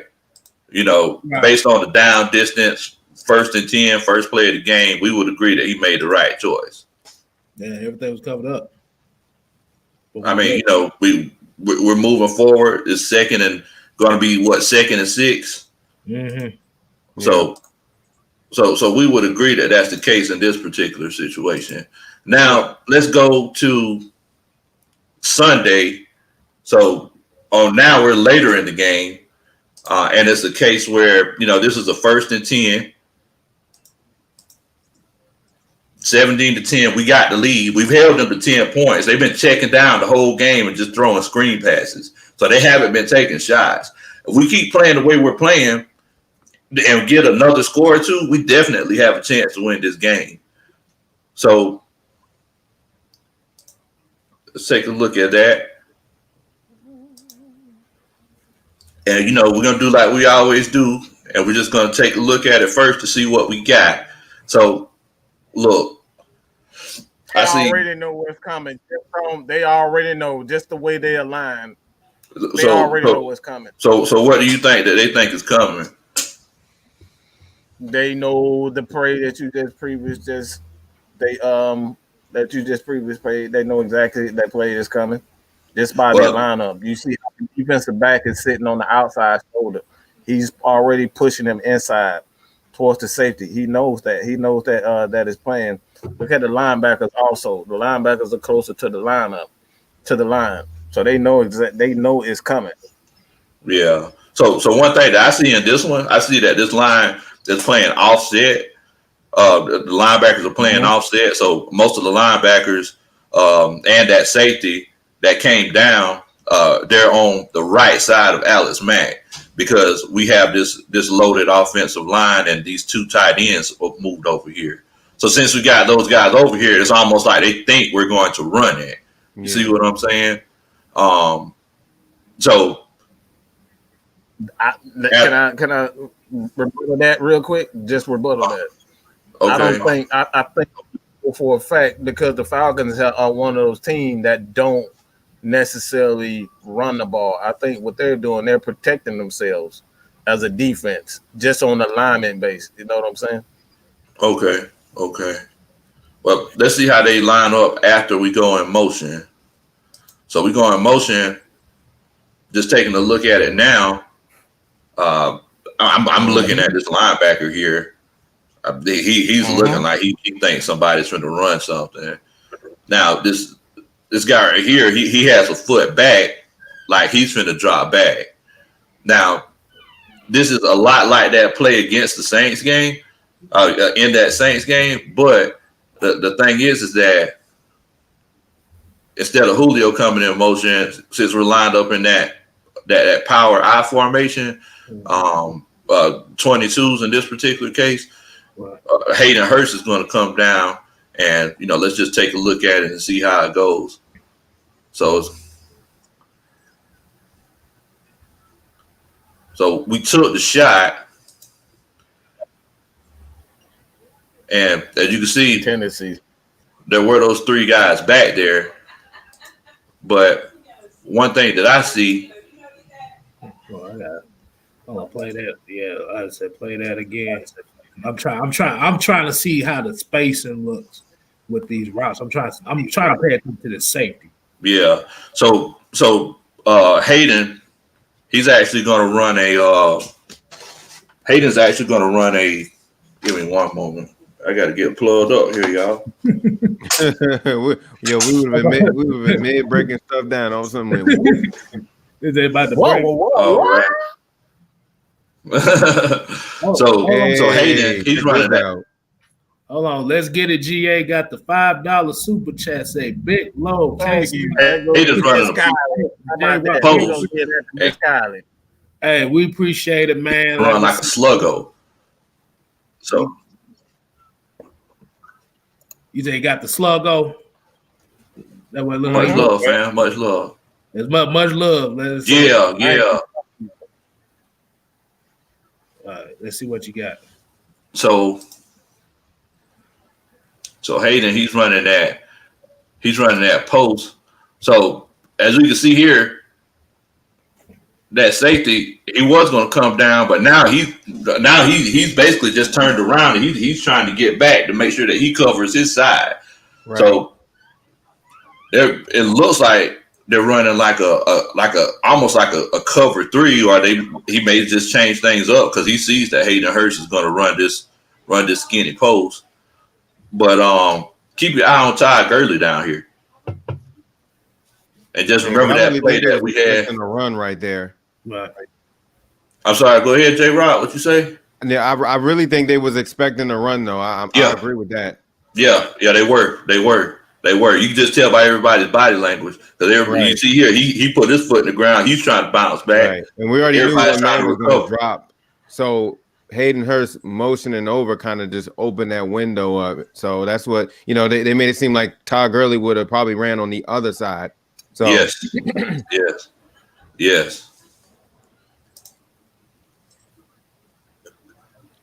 Yep, Todd Gurley wide open. Wide open. You see all this room out here? Y'all see all this? Hold on. Take it back just a couple of steps back. There's two things that I see even right there.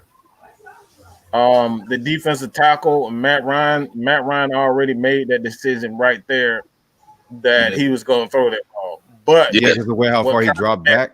Exactly. Yeah, he already made that decision where he was going to throw that, and then having that defensive tackle in his face, come rush to him, it kind of, made him think a lot faster than what he normally would have been. So it was two things on that. Matt already had made that decision. He was going to throw that. It didn't matter who was going to be there. Matt was going to throw that ball. And then the defensive tackle came in and got the pressure and kind of forced him to throw it just a lot faster than what he typically would have. Yeah. But that right there, that's all on Matt. Like that right there is Matt. Yeah. And I said, it's a little bit of pressure. It's a little bit of both. Matt Ryan already making that decision that he was going to throw it, and that defensive tackle getting the pressure. So there were two things on that play that right there. You know what I'm saying? It forced him right there. Forced him. As you can see, that safety, he's already breaking because and whenever we look at it from the pretty side, like I said earlier, J. Rock, when I was talking to Miss Maggie T, whenever we look at it from the pretty side, I want you to keep your eye on the logo Matt Ryan's helmet to see how often he turns his head, to see everywhere he's looking, and we're also going to look to see if he even kind of takes a glance at Ty Gurley, because this should have been a check down situation. The fact that he was getting this pressure, that's even more of a reason not to sling that ball downfield, because you want to make the safe throws. See, it's kind of like what Mike was saying earlier. That's exactly what I was about to say. That's why I say it depends on. I think a lot of that this is what a lot of people, when you're playing the quarterback position, and I played quarterback position. That mentality, you know when you can take chances with the ball, and I think that's what Matt Ryan, now that he has a defense, he's taking more chances than he did earlier in the season. Early in the season, he wasn't taking any chances. Now he has a defense, he can afford to kind of, and that mentality kind of came back to haunt him towards the end of the game, because he got, he got happy. Yeah, he got froggy. Taking care of that mentality. He got happy. He got that mentality. I need to make some plays, and it really just got in some bad habits doing that thing, doing the end of the game. Okay. And it's one of those cases, because we were talking about down and distance earlier. So in this particular case, when we're on the 43, 1st and 10 with a 7-point lead, there's no need to be taking shots right now. Let's just try to win the game. Let's just try to live to fight another day. Okay. Go ahead, Kstylz. I'm about to say I caught something here a little bit. And you probably gonna see it from the Rihanna side, as Mike call it. But from what I see here is I think he went through his progressions too slow. Like earlier. Because if you pay close attention, like I said, we could say he could have hit that swing route. But you have to look, you said the defensive tackle was breathing down his neck. The other tackle was in his throwing lane. So he, like I said, so even if he was committed to it, because like you said, he's already, that pressure really affects the quarterback mentality. Yeah. So like I said, okay, so they got Bosa down. See now, if he would have went through his progressions quicker, he would have hit the swing route. But like Mike said, he was determined to get Calvin Ridley on that deep post route. Exactly. And remember what we said in the chat during that game. Matt got greedy on this play. This was a greedy play. Exactly. It's kind of like what DMX used to say back in the day. Stop being greedy. Like I said, go ahead and play it from this side. Okay, so you got some play. So watch his head, J-Rock. Watch his head. Watch him. Yep, he's staring down. He's staring at it. Yeah. He was staring at that thing like he watching Sarah Baker a lemon meringue pie. Hey, run it back again. I think somebody missed a block. It looked like somebody was struggling too. Yeah, it was the tackle. Yeah, that's why I saw too. I was trying to catch out who it was. And Cookie by Nature said Ridley's efforts could have been better too. Yeah. I don't think it would have mattered in that play, because it was already, like I said, once he stared him down, the safety already knew where to go. It was 65. I mean, that was. You talk. Hold on, let's see. So right here. Yeah, why would you go? He went low. What the heck? Hold on. Wind it back before the snap. I don't even know what he's doing right there. What the hell is he doing? He went super low, I guess. Well, in high school they always teach guys on the offensive and defensive lines, you want to have a flat back whenever you engage. Right. But this is the pros. You come in there with a flat back, you're gonna end up with a dirty belly if you come in here with a flat back, because they're just gonna push you down. So his technique was terrible here. All right, so go ahead and play it. You say he had a flat back, boy. He ended up with dirty draws after this play. Let's see. Yep, that was terrible. So Alex Mack tried to pick it up. Yeah, it would have been a lot. It would have been more protected Who if is that? McCray. He's probably gonna be selling cars next year. Yeah, I don't like it. It would have been. Yeah, he would have had more time to kind of survey the field if McCready really didn't mess up that block. I don't know what the hell he was doing. Because honestly, if you rewind that again, I mean, he looks still he still looks lost. Like after the fact that like, okay, I just lost this 1-on-1. Alex Mack picked it up, and he's like way near Jake Matthews. He still looked lost. Like just you gotta know, J-Rock, is that we were just looking at it in slow motion. So if we look at it in regular motion, things happen a lot faster. Yeah, that's true. Let's see, take a look here. And Devon Standifer said, instead of going for the home run shot down the field, why not play it safe and throw it to Todd? Yeah. I mean, at the same time, too, I think that's the thing. Matt Ryan playing with a guy like Julio, and you see, and that's why I say the thing, you don't know what happens in practice. You know what I'm saying? Like Calvin Ridley may have made that plays in practice the entire, all week. And then when you get in play, when you get in, the game and you run that same play, you expect Calvin Ridley to do exactly what he's been doing in practice. And that, again, it just goes in that mentality, man. I think you gotta really just play games, play the game by the moment. I don't think at that particular moment, Matt should have, made his decision so quickly. He should have spent a little bit of time surveying the field a little bit more. Nick Turner said DTs will drive you to the ground and lay on you. Yeah, pancake, baby. I like a Rudy Tooty, fresh and fruity. Hey, I'm about to say, McCrary looked familiar on that play. You want to know why I say he looked familiar? Uh-oh. What you got? Do y'all remember this? What you got? Oh, man. Oh, Lord. Oh, Lord. No, we're not doing that. We're not doing that. No. You can't look like Jamon Brown on that play. Oh yeah, he had a rough season, man. I know somebody still got that clip out there where he was like, man. Oh, I got it. It's on Man Mike's Plus, baby. Come on, man. I know that J-Rock. I know that J-Rock used that in past tense. He said that he had a bad season because he got released. He played for them twice this year and got released. Man. So once again, this is another situation where we're talking about situational football. So now we're in the third quarter, guys. So we're in the third quarter.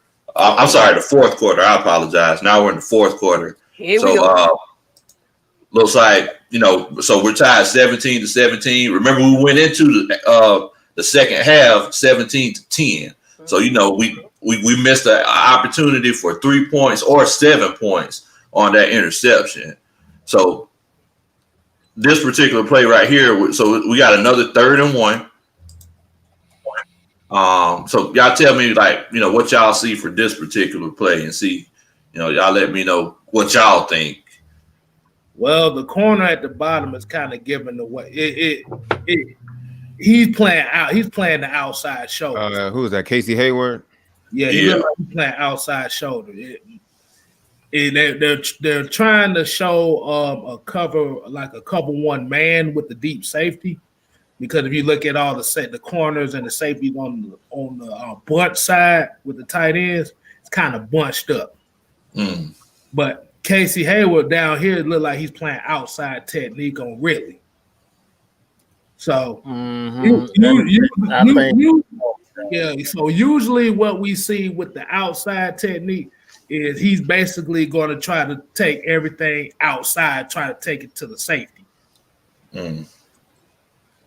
So this is the perfect This is the perfect opportunity to send your tight end in motion and force him to take that safety out.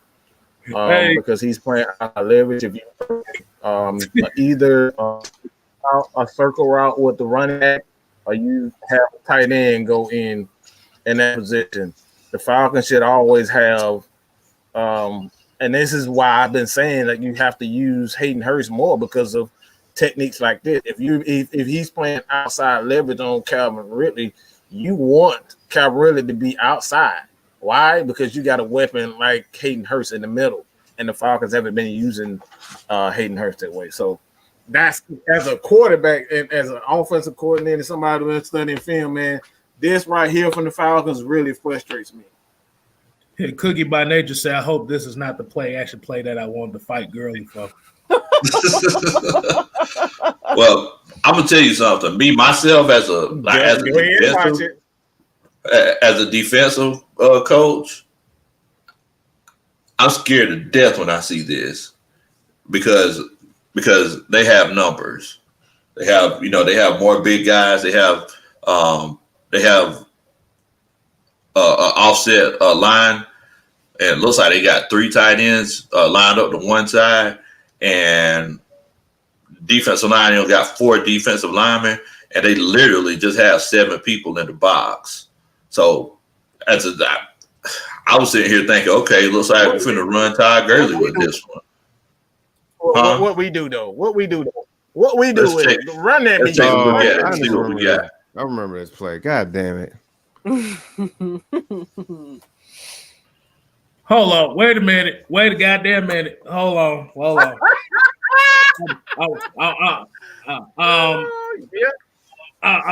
You know where I'm about to go with this, right? Mm-hmm. Yeah, go ahead. I know Todd Gurley. That's exactly Todd Gurley. What in the world, Bo? What in the world, Bo? Oh my God! You had to bring it out. I had to bring it out. I ain't did it all week. You haven't brought it all week. You haven't done it all week. That's funny. That's the first one, bruh. Somebody was on the parallel universe side of the game with this play. Go on, play the shit. Yeah. Run us some more. Play the shit. Please. There's a big miscommunication somewhere. What in the hell? What in the world? Yeah, and this one Matt threw it to the ground, and then wasn't it like an intentional grounding? Yes, sir. Yeah, it was Yeah, that play was terrible. I don't know what happened. We got. There was a Todd Gurley forgot that play. And the fact of the matter is that if everything would have came together, it possibly could have been a touchdown. Nick Turner said Dirk Koetter be calling plays like he cockeyed. but my thing is about this play. This is what I was saying. You know what? I think it was a miss. Go ahead. My bad. Go ahead. It was a miscommunication. Yeah. Todd Gurley even did the arm action like he got the handoff. Motherfucker, the handoff was on the other side.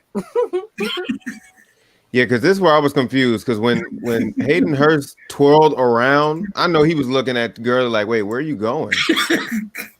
But my thing is, here's what I was saying earlier in the week. Why are we running a damn pass play on a 3rd and 1? Exactly. They know we're not going to run the ball. They know we're not going to run. Yeah, I'm like I know at one point in the game we did give it to Keith Smith. Why not give it to him here? If y'all really not confident of Gurley getting 1 yard, give it to the fullback. I don't understand why the fullback is on our team and we don't use him. I said Tara Falcon said, or you know, see that Cutter would have been like, oh yeah, let's line Keith Smith up. Why?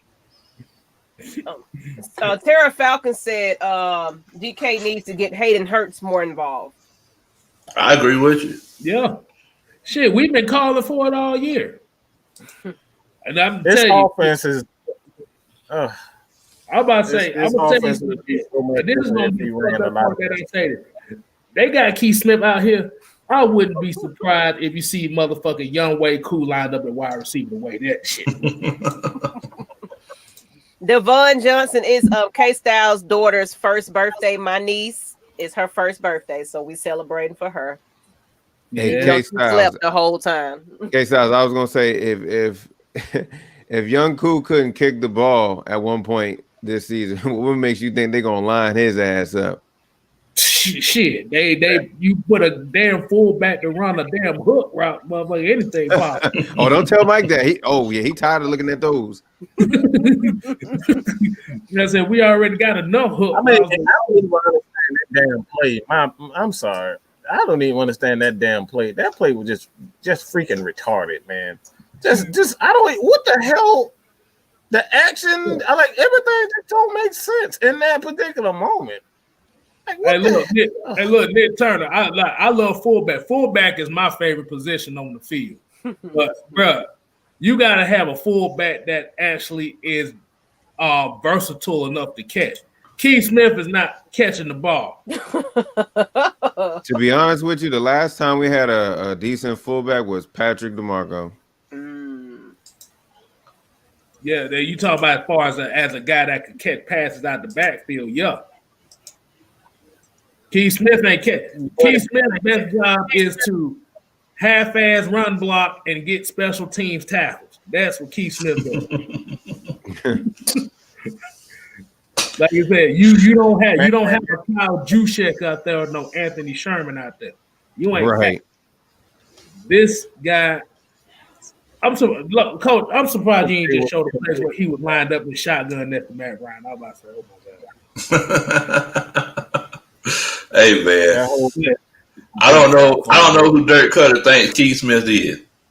I told you, Keith, like you said, Keith Smith was on the jug machine saying I can catch passes. He thought he was Julio Jones this game. I think Dirk Koetter owes Keith Smith some money. That's what I think. Clay Melton said, "Here's my token Dirk Koetter sucks comment." That's right. That's right. That's right. Clay Melton always coming with the gold.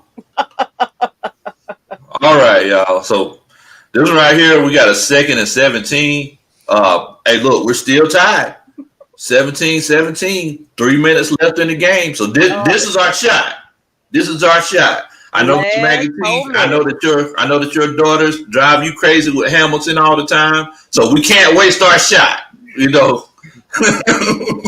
Hold on. Before you do it, I want to get to a couple comments right quick. Devon Stanford said, if Keith Smith get a ball thrown to him, I bet he looks at Matt Ryan and says, "You sure, bro?"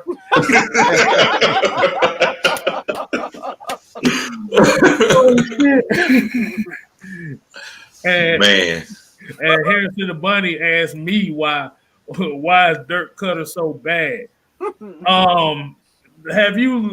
I have a whole compilation on why he's bad.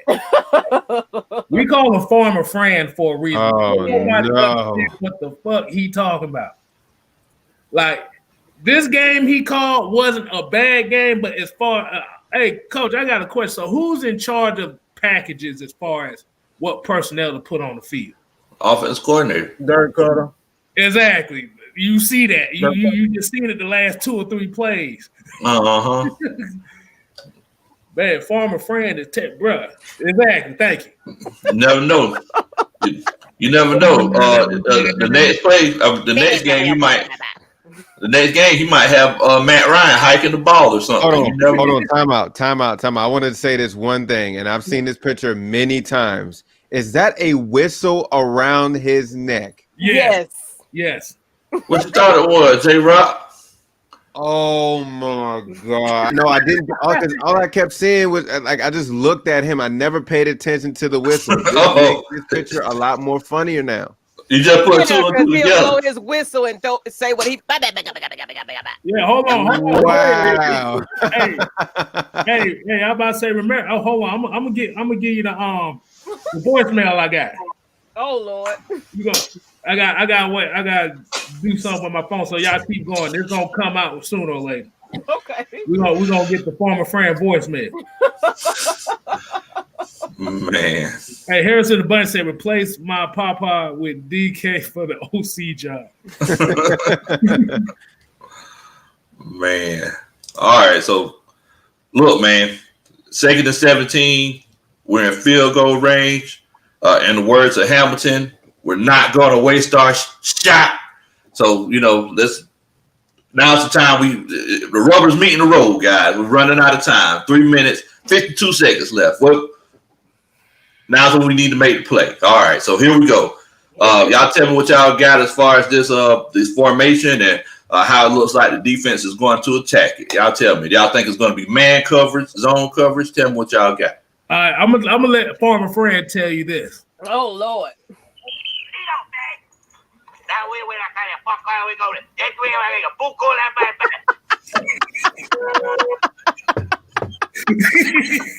This picture is a lot more funnier now. Now that I see the I'm not even gonna lie. You gotta watch this. All right, so a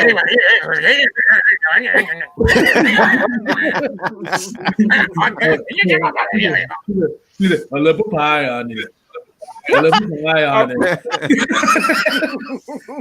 I gotta go watch that movie now. Kstylz, we finna watch that movie tomorrow. That's what we finna do. Cool, shit. That's cool.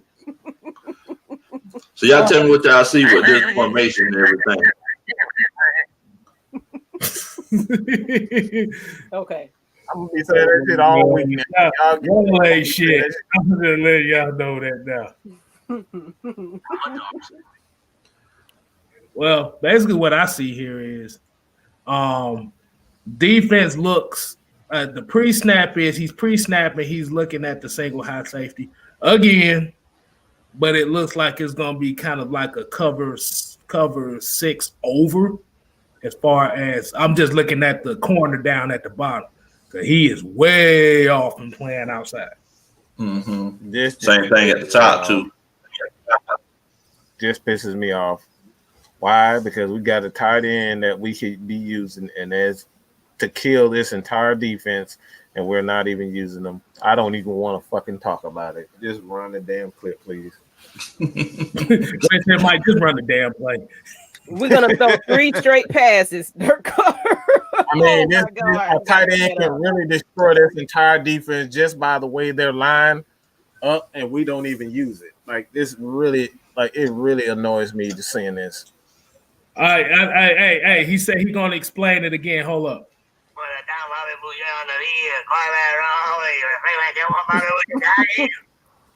Somebody said another one though. Watch this.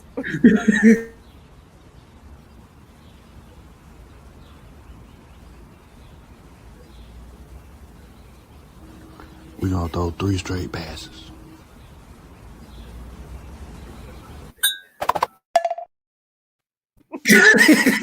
Oh, my God.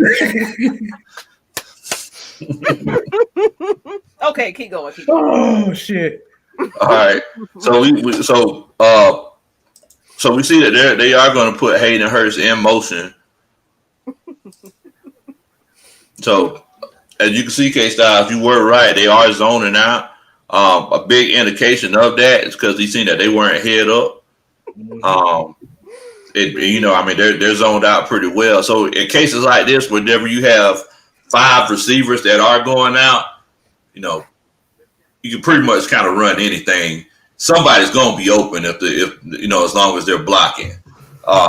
So let's just take a look at it in slow motion, see how it goes.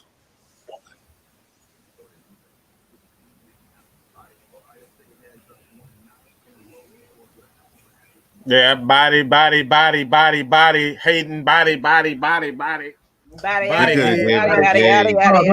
Don't start that shit. We're gonna bring Dr. Ruth out on her ass. I'm sorry, he had, I know. That play by Hayden Hurst just absolutely disgusts me. Like, you got to use your body, bro.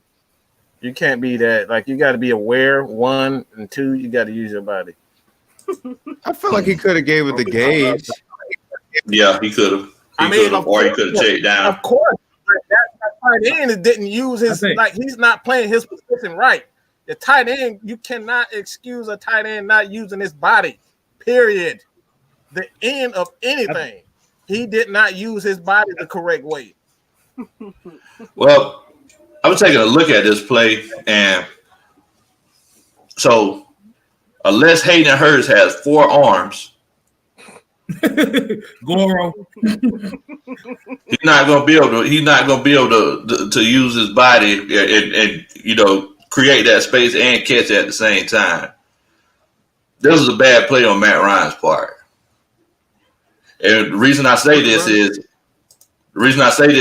let's look at his helmet. Let's keep your eye on this helmet here. don't tell me he done stared this guy down.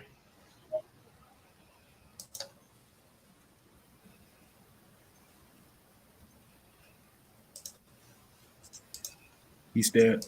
Hey, I'm about to say there was something the defense did that I did not expect neither. There was something that What's that, Kstylz? You notice Joey Bosa. You notice he's in the 2-point stand, right? The 2-point stand technique, right? Yeah, I seen that. Matt Gano was getting him that work all day. They were trying to find something different for him to do. And he's actually been pretty good. Yeah, he was. He did a real good job. Now pay attention to that matchup. I see Atlanta Falcons for life rise up, said we need to run the damn football. Right. Look, now pay attention to that Gano matchup with Joey Bosa.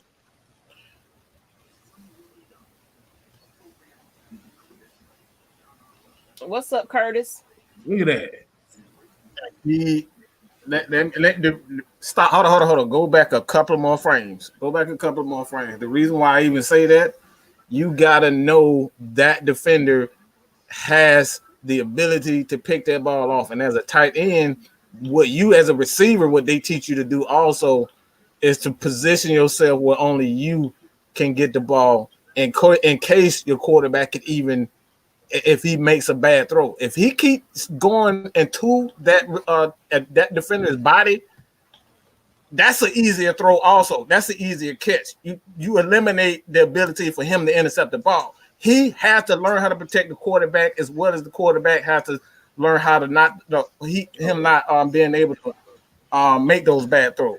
He has to protect his quarterback also. He did not protect Matt Ryan on top of that. That's just awareness. Yeah. Clay Melton said all 5 receivers are in 2 groups outside the numbers. Dirk Koetter strikes again. I was going to say. I'm sorry. Go ahead, J-Rock. I was going to say, not only was a bad throw by Matt, Hayden Hurst also got to know his awareness of where he's at on the field. Because he's clearly running, right? And right into the defender. Right, exactly. Yeah, that's what like he got to know like the field or where he's at. Like run the play real quick. So he's facing the defender, and then he does like that simple curl route. Yeah, he was there. He was there already. By the time he finished his route, he was already sitting on that. Yeah, but Hayden Hurst runs the route that's given to him. And I think he should have broke that a little quicker. If he goes into that, also he forces that defender to go through him, and that's a penalty on the defender if he goes through Hayden. And that's where you got to use your body as like a Julio, like a Michael Thomas. These guys know how to use their body as a weapon to get those penalties. That's Clay Melton said it was a terrible route by Hurts. Yeah. But I'm gonna tell you he bailed away from the coverage. You got to use your body, man. You got to learn how to use your body. I'm gonna tell you something too that I saw in that too. Like I said, it was both of their faults. Because the only thing that I saw Matt Ryan did wrong there was he did that extra step, cost him a second. Yeah. In that call. If you look at it, but that was kind of created by Bosa. That was kind of created by that pressure by Bosa. I don't because like I said, Gano had Bosa pretty well there. But as far as when you've been hit as a quarterback, when you've been hit like that as a quarterback, you ain't thinking about Gano not having it. You just see a guy coming at you. Right. But I feel like Hayden Hurst should have broke that curl route probably like another yard shorter. Another yard. If he would have just broke it like maybe a couple yards shorter, and gave him more of Yeah, that could fly. Yeah. Yeah. And you got to use your body. You got to know that defender is there, and you got to like kind of shield him away from that play so he don't get that ball. I mean, I think it's one of those cases in this particular case where, because like I said, we don't want to waste our shot. There's 3 minutes and 52 seconds left in the game. The ball shouldn't have gone there. Right. The fact of the matter is that, you know, you had Ito here. You had Powell up here. That ball shouldn't have gone there. Yes, we don't want to put the ball at risk in situations where we have a chance to win the game. You know, that was a bad throw by Matt. I think that's an easy. And the fact of the matter is that Matt stared him down like Sarah was making a red velvet cake on Christmas Eve. He wouldn't take his eyes off of him. Hey, man, I think that's an easy throw. I think it's an inexperienced tight end, and this is where Hayden Hurst inexperience as a tight end comes in the hand. I think that's an easy throw if you have an experienced tight end at the end. But you don't have experience. I kind of disagree with that only because, Matt kind of took that extra step instead of like I said, if that was one of those things where it was supposed to have been a one-step drop and then get out, he would have got it. But the problem was he took a couple more steps. You patting it. Yeah, that patent, like I said, I'm just saying it for me. So for what I see that patent guys coming right at him. But I think Gano was immediate. I think that was immediate pressure. Let's see. Gano held his own here. Yeah, I think Gano held up because he still had enough. He had a clean throwing lane and everything. Matt threw it too early, or he could have just threw it out into the flat. It was a bad throw by Matt. Bad play. It said Dirk Koetter offensive plays are very one-dimensional. Defenses know what's coming. Yep. Yeah, I mean, and I definitely agree because Dirk Koetter's plays are very one-dimensional, and the defense does know what's coming in a lot of situations. But in cases like that last play, whenever you still had wide receivers open, or we didn't have to put the ball at risk, because the fact of the matter is that the defense, they obviously didn't know exactly what was coming because Ito Smith was out here in the flat, and he definitely could have got a 7-yard gain easily. But the one thing I will say is even in that situation like that, throwing the ball is not an option as far as, like I said, you still in a position to where, because what was it, a first down at that time? Was it a first down or was it a third down? That was a 2nd and 17. So I mean, we just needed to get something positive. We didn't have to get it all in one chunk, but I think that check down was the best football play in that situation. Yeah. So the best football play was actually running the ball. On 2nd and 17, bro. That's you got back there. You just said another score. We literally just said score. A 2nd and 17. We try to score touchdowns. The fact of the matter is there was still 3 minutes and 52 seconds left. What's the score? It's 17 running the ball. Yeah. So if we would have ran the ball on 2nd and 17 and got 3 yards and ran the ball again, they would have had 2 minutes and 30 seconds left. And how many times have we gotten beat? How many times have we gotten beat this year off of teams scoring on us on the last drive of the game? We need to score a touchdown. We paid to win. Live to fight another day. The defense is playing much better. You run the ball in that situation. Yeah, it's the same defense that let the Lions come down the field in 14 seconds to score on us. We needed touchdowns. We didn't need to just run in that situation to kick. 2nd and 17. 2nd and 17. There wasn't no need to run, Bo. Wasn't no need to run in that situation. I was just gonna say of all you could say is no need to run. But like I said, of all the situations that Dirk Koetter calls up draws in unnecessary times, that could have been one of those draws they could have ran to kind of through. That would have been a good draw play. That would have been a good draw play. That's what I mean. Not so much of like the power ISO or nothing like that, but a draw play definitely would did. Yeah, that would have been a good draw play because it was a passing because it was a passing situation. Exactly. But you see what I'm saying? But just a regular 21 ISO like Dirk normally calls, that wouldn't have been a good call in that situation.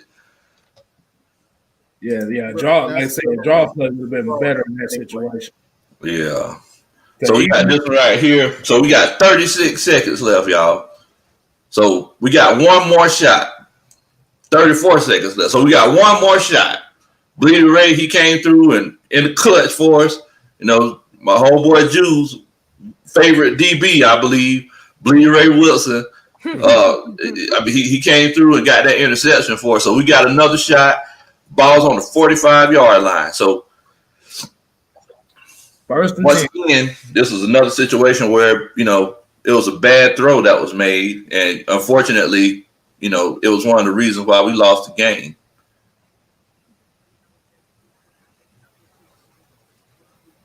That ball shouldn't even been a pass play right there. That should have been a running play. Use the clock. Looked like Ridley was looking for a flag. You said Ridley was looking for a flag? Yeah, he was. You see him? It looked like he was looking for a flag. Atlanta Falcons for life. We do call-ins on Sundays and maybe Mondays. You see his hand? Let's see. I don't know why he was looking for a flag. I didn't really see anything. Or look like he might have held him just a little bit, but probably when he was trying to cut on the outside, maybe. But I can't. Yeah, we're gonna have to look at that closer.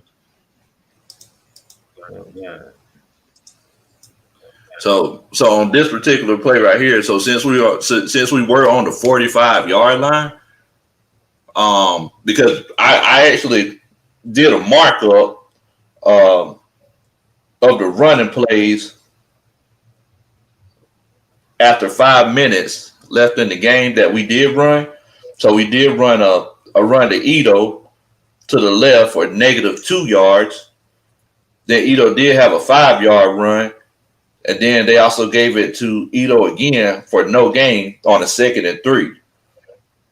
So it's almost, it looks like in this particular situation, the Chargers adjusted to the run a little bit better, and they were actually starting to stop the run because I noticed that they were running some different packages. So since we were on the 45-yard line, let's see. If Cool would have had to kick that ball from the 45, that would have been, what, a 62-yard field goal? Let me see. That's 7 yards, then plus the 9. That's in the back. About 61.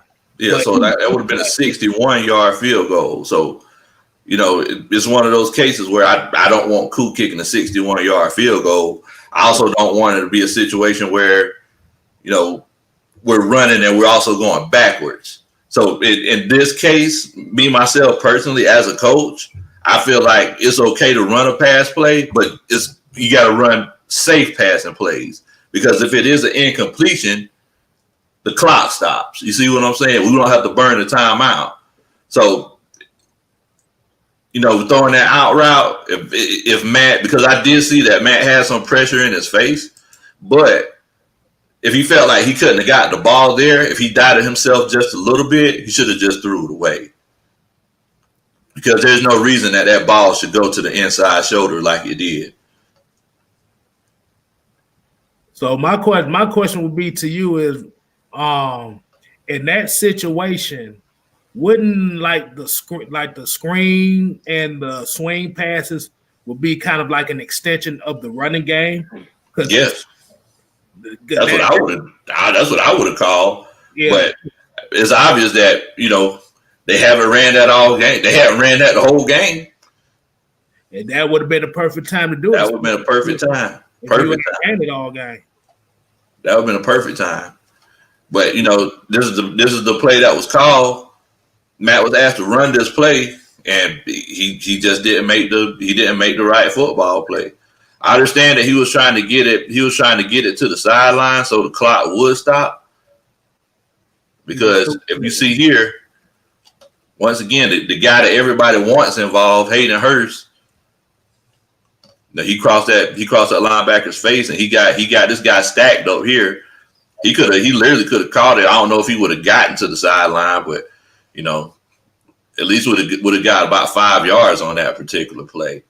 But yeah, I mean, it was just a bad throw by Matt, unfortunately.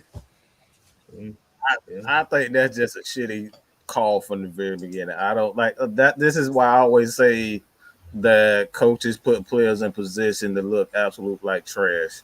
That play right there should have never even been called. I think you run a deep out concept, and I don't have no idea why Hayden Hurst is even running in the middle like that. To be honest, in that particular moment, the whole play was just.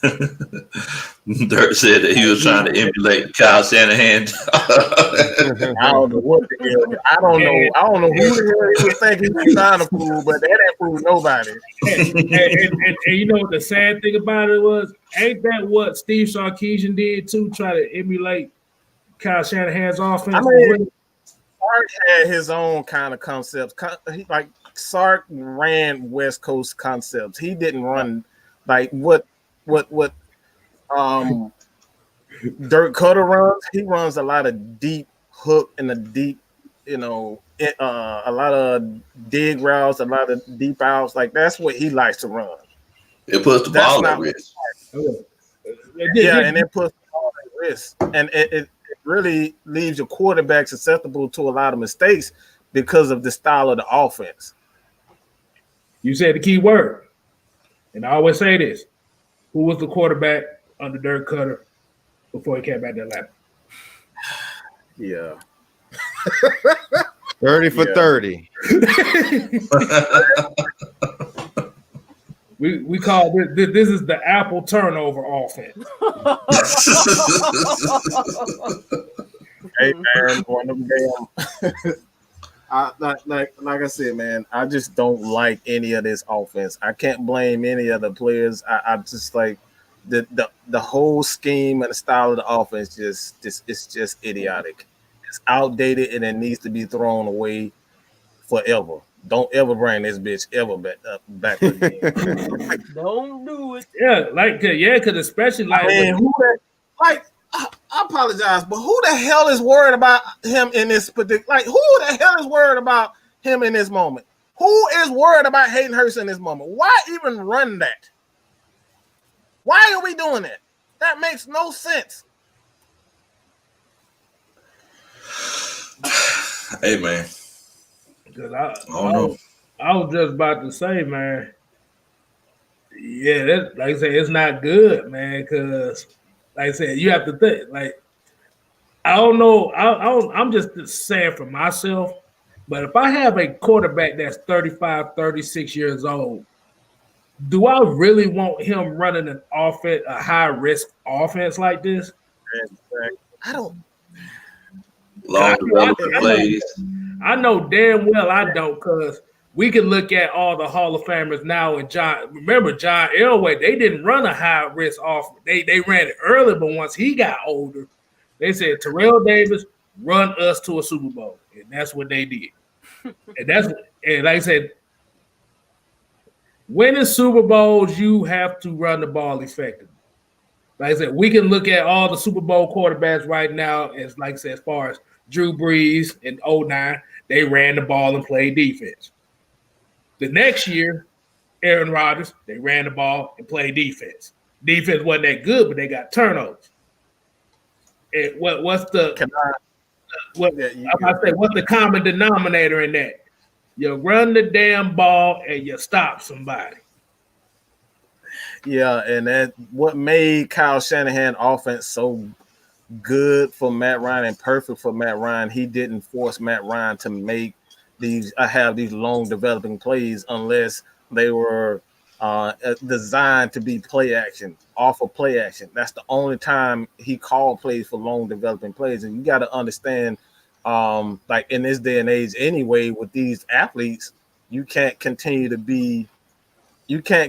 to put your quarterback at risk. I mean, even Patrick Mahomes, he can't get away from a lot of these athletes. I mean, it was a 30-yard. I think he got called for like a 30-yard sack trying to run away from athletes. You got to understand, these are athletes these days. As a coach, you cannot, and especially a quarterback like Matt Ryan who doesn't have that athletic ability, don't put him at risk like this. Get the ball out of his hand and let the real athletes make plays. But yeah, man, good guys. I'm tired of looking at Dirk Koetter. I'm tired of looking at the Falcons film. You guys, if you guys want me to cut down some damn San Francisco film, please, I just leave it in the comment. What do you guys want Low and I to break down? Because I'm so sick of looking at this Falcons offense, man. It infuriates me because the design of it is just boo boo. Boo boo. Boo boo. You suck a boo boo. Exactly. Boo-boo. It's destined for failure. Nobody can You said somebody asked how many attempts does Matt Ryan have right now? As far 30, 40. Almost 500 attempts in the season right now. Man, I need to look at something. That's you can't. Hey, shit. Like I wouldn't mind breaking down some stuff with both of y'all too. Yeah, we can definitely break down some other teams. Like it doesn't necessarily have to be the Falcons. Like we're willing. Like this is the reason why we do it. I can't break down. I have a hard time looking at crappy. This is just crap. Like this is just crappy play calling. You putting your players in position to look bad by bad game planning and bad play calling. And then when the guy makes mistakes, we look at the players. It's like the players, well, your play was crap from the beginning. You know what I'm saying? It was crap from the beginning, and lining up Keith Smith at receiver, throwing the ball when you should be running the ball. And at 3rd and 1, you know what I'm saying? It's just bad. Just bad, man. I had a couple of plays that I wanted to highlight though. Just just some positives. Give me one moment. Hold on, Nick Turner said the Falcons have JT Daniels behind Matt Ryan.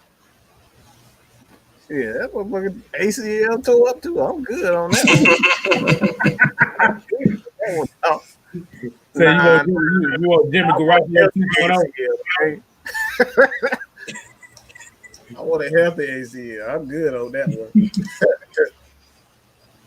I'm good.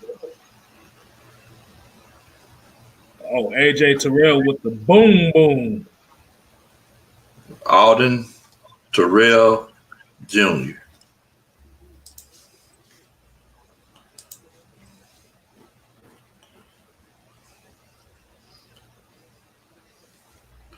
There are a couple other ones too. See, he has the ability to be the best corner in the league. But you know what, though, man? The thing that I worry about with AJ Terrell, and I had this issue with players before. I'm actually worried about the guy. He's too physical. He's too physical. I'm scared he's gonna hurt himself. I think what it is since he's a rookie, he's kind of like in that let me prove myself kind of stage. I think once he gets more experience, he's gonna kind of cut back on the physicality enough to where he won't hurt himself. And you know what I call that? What? He's a young Thundercat. Young Thundercat. He's a young Thundercat, man. I mean, look at this. But the thing about it is, you have 13. Cornerback should never have 13 tackles. Never. About that. I was worried about that the first game. That's the first. When I saw the stat line and I was seeing him making so many tackles, I was like, I don't like that. I don't like that at all. A cornerback should never have that many tackles ever. I'm about to say Harrison the Bunny said Dirk Koetter's finna make Matt Ryan throw the ball 1,000 times this season. Knowing his ass, he probably might do it. That makes hey man, Dirk Koetter somewhere like, hey man, we finna break some records. Let's have them. Let's throw 1,000 straight passes. He said King Haji said Dirk finna turn Matt Ryan's arm into Jello by the end of the season. Well, that shit is already Jello. Can't put that thing on right now. Shit. There's two different stages of Jello. There is right now the Matt Ryan game and the Jake Fromm side of the game. Yeah, you're right about that. You're right about that. It ain't quite that. Ain't quite that. I mean, the thing is that, is Matt don't got the strongest arm, but boy, he throws such a pretty deep ball. Mm-hmm. Such a pretty deep ball. And that's the difference in quarterback play. I think that's what a lot of people expect. Everybody, like I said, I think we've been so spoiled with guys like Cam Newton and Aaron Rodgers that these guys can throw these, blazing, fastballs. We look at a guy like Matt Ryan and Drew Brees, and we get, it's like, oh, they arm is weak. These guys can make some throws, but I think a lot of it comes we just spoiled, man. We just spoiled with these amazing athletes, man. Yeah, you're right. It's one of those situations where it's like, you look at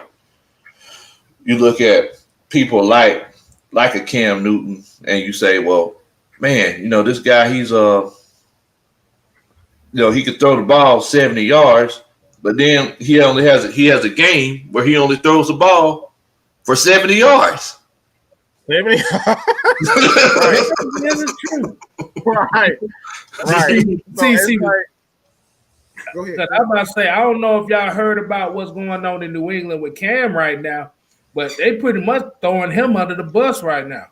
Oh, yeah. Oh, you know that? Oh, that was designed, brother. That was designed, my brother. Shit, I knew that was going to happen as soon as the season started. They going to throw. They said N'Keal Harry's trainer talking about it's his fault. Mechanics terrible. They said Cam Newton's mechanics are terrible. That's why N'Keal Harry ain't showed out this year. Yeah. N'Keal Harry hadn't showed out the last couple of years. Ain't nobody. Boy, you should. Ain't nothing new. And you should have heard Shannon Sharp went off on N'Keal Harry's ass. That shit was funny. He talking about how you gonna blame somebody because you trash. Yeah, I didn't like how they did Cam from the very beginning. I was like, that's a bad. Like they gonna throw him out because as soon as they start, they gonna have shots on the sideline. Like Cam is not playing well. And then they gonna leave him out to dry, man. I knew that from the very beginning. That's what Bill Belichick is. He's a scumbag, man. That whole organization is a fucking they're just scumbags. I don't like how they doing him. They shiced him at Scheissmeisters. Hold on. Jacob Arthur said he agreed with you, Mike, in your theory. He said, from a Georgia fan, Jake Fromm is trash. Duke. Hey man, y'all can't call the quarterback one MVP of trash. He's absolute garbage. Man, that's worse. But there were a lot of people saying, "Let's get Jake Fromm." Bullshit. You remember that? We had who was that? It was a announcer. I forget his name, but I think he was a quarterback himself. But he was saying that Jake Fromm has all the. He had all the. Who was it? Matt Sims or Chris Sims? Whatever. No, I don't think it was like the blonde dude. It's a blonde guy. I forget his name. He be sitting next to dude who be wearing all them crazy Phil Sim?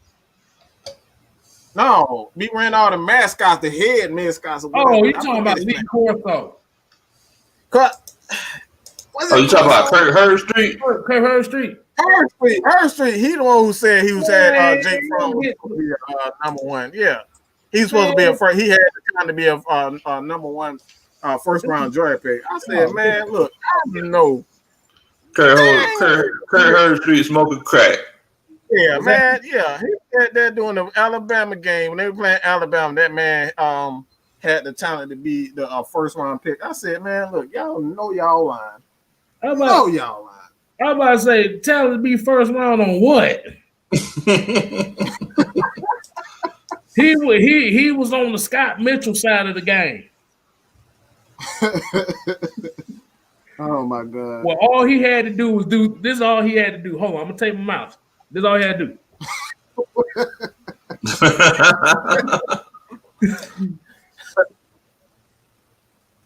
But hey, man. Hey, I'm about to say, I know there's been rumors going around too.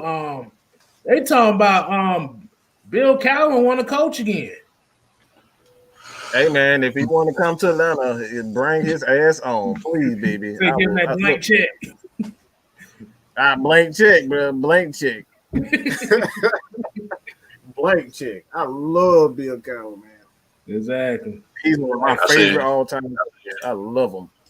I sitting here looking at 76. He pulling a Jamar Brown on this play. Hold on, we gotta see it. We gonna do the Jamar Brown side. Hold on, we got the Jamar Brown award. Jamar Brown challenge. What in the world? Do it again. What in the world was that? This dude did a twirl. What in the bloody what? Wow. That motherfucker that whole line looked like they were confused. They didn't know what the hell was going on.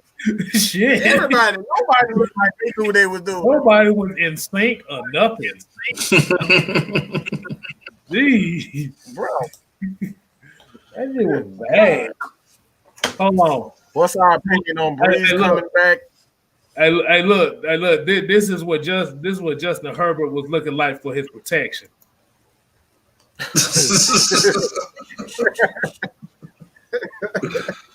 Oh man. He said, "Where's my protection?" He over there looking like, I don't see it. What's my opinion on? Hey man, my opinion on Drew Brees coming back. I don't think he should, man. That dude need to realize that he's old. You got broken ribs, and it's just.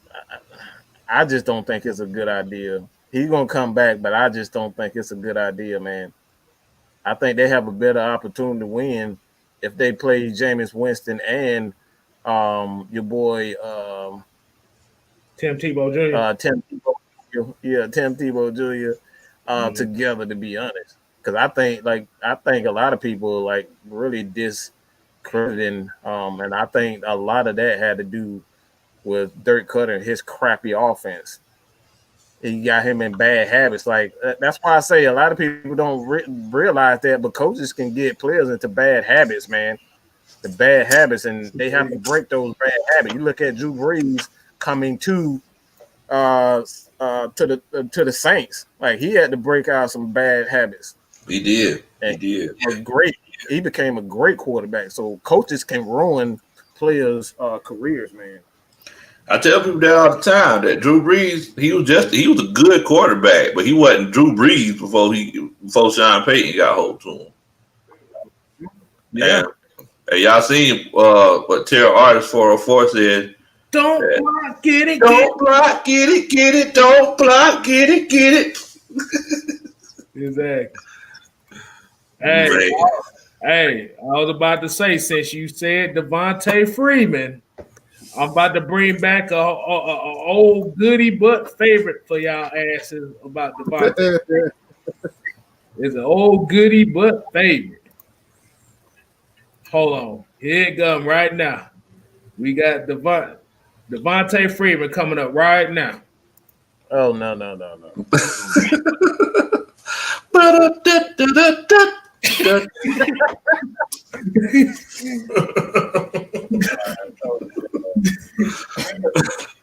Oh God. Really, motherfucker. I had to see what you put up. Oh, you won't see it? Here you go. I had to leave you. I had to go eat. Oh Lord. Yeah. Hungry side of the game. But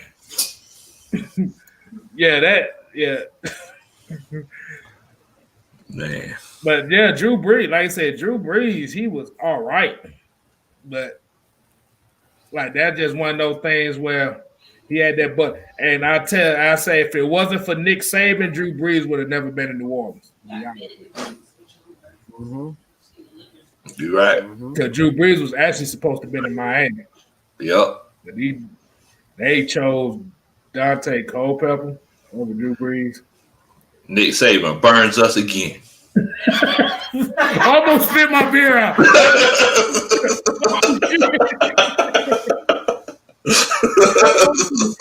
I almost sip, boy. You said that. Was that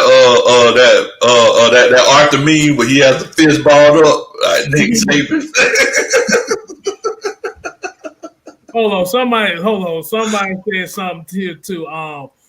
Nick Turner also said he said Stetson Bennett, DeJuan Mathis, and Jay Fromm are college Hall of Famers. They probably even want to let them in there. They might be high school Hall of Famers. Shit, Stetson Bennett, his parents damn near own Georgia, so he's automatic Hall of Famer. My daddy said I'm a Hall of Famer, so I am a Hall of Famer. Man, I had to deal with that. Like my first year of coaching, man. Like this kid, his dad was like the big lawyer in the small town where I'm from, and he was like the head of the booster club and everything. Terrible quarterback. Oh my god. He could have thrown his way out of a wet paper bag, but somehow he was our quarterback, and it was terrible. Those politics, man. That's bad. That is bad. King, you said the best Devontae Freeman moment was when Aaron Donald picked him up like he was lifting up a newborn baby. That was fucked up part because the team didn't even help him. No. They waited till the whole Rams team was around them before they came. But you know what though, man? It's like I think about that, especially after seeing like all the things that Devontae Freeman has said and done over a period of time. They were probably like, I ain't finna help him. You know what I'm saying? I mean, I think back on that. I'm like, he was throwing some shots out there. You're right. Devontae Freeman was throwing some shots in the media. He was saying stuff. I ain't taking no pay cut for nothing. Like he was very egotistical. He said, his Uncle Luke got in that ear. That's what happened. Uh-huh. Clay Melton said, if the Falcons coach was Sean Payton, what could he do with the talent he had the last few years? Man. I'm going to tell you, man. I think it'll be the same thing because we still like the difference between them and us is not really anything. They got lucky by off. They just got lucky and won that Super Bowl. We didn't get lucky and they won the Super Bowl. I think the Falcons and the Saints are pretty much they mirror each other when you look at their longevity. Like Sean Payton really hasn't had outside of that one. Like I said, that one he won a Super Bowl, but outside of that, he's failed as many times as Dan Quinn and the Falcons have failed. Yeah. I think with the talent, I think we would have had more winning seasons. I think we would have had a better chance of getting to the playoffs. Right. But, I think sometimes whenever you get to the playoffs, I think sometimes Sean kind of outthinks things. He thinks himself out of situations. But look, like you got to give a man credit. Like he literally had 3 quarterbacks the last 2 years, and those backup quarterbacks have gone undefeated. Like he can coach up a quarterback.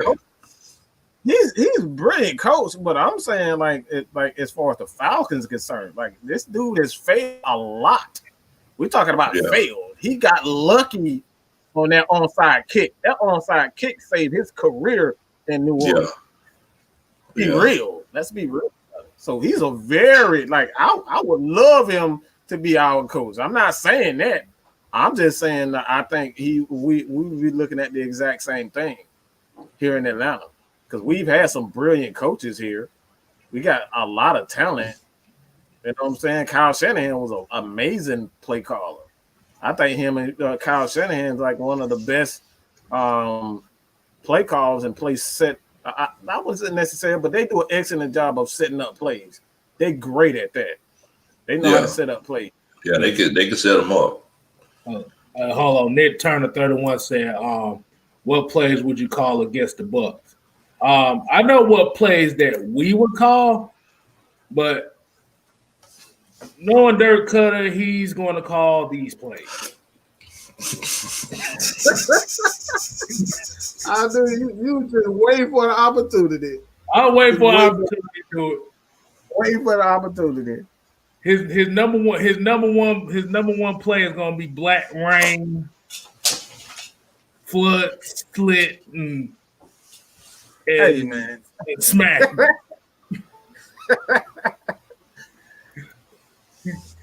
But Nick Turner, I know you. I don't know if you're a Saints fan, but just because you get to the division round and lose, don't mean you necessarily accomplish anything. That just means you're regular season champs. That's pretty much it. You still fail to get to the Super Bowl. See, you got to remember, there's only one Super Bowl champion, and like that, right? And a lot of Jake Arthur said, "Falcons from a Saint fan, please sweep the Bucs." I hope we lose to them just for that. Hey, hey, Tom Brady. Hey,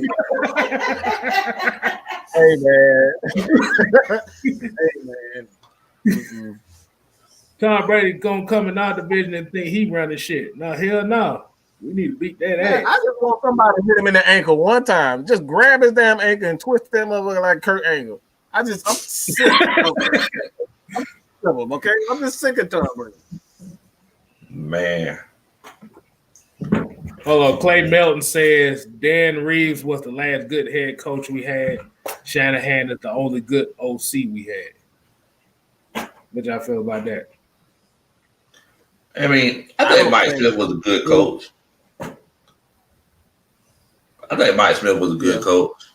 Like, people forget that like we were like the least penalized team for years under Mike Smith. Like Mike Smith was a good coach, man. I put it to you like this: just imagine if we had Mike Smith as a head coach and Shanahan as an OC. Game over all day. I think just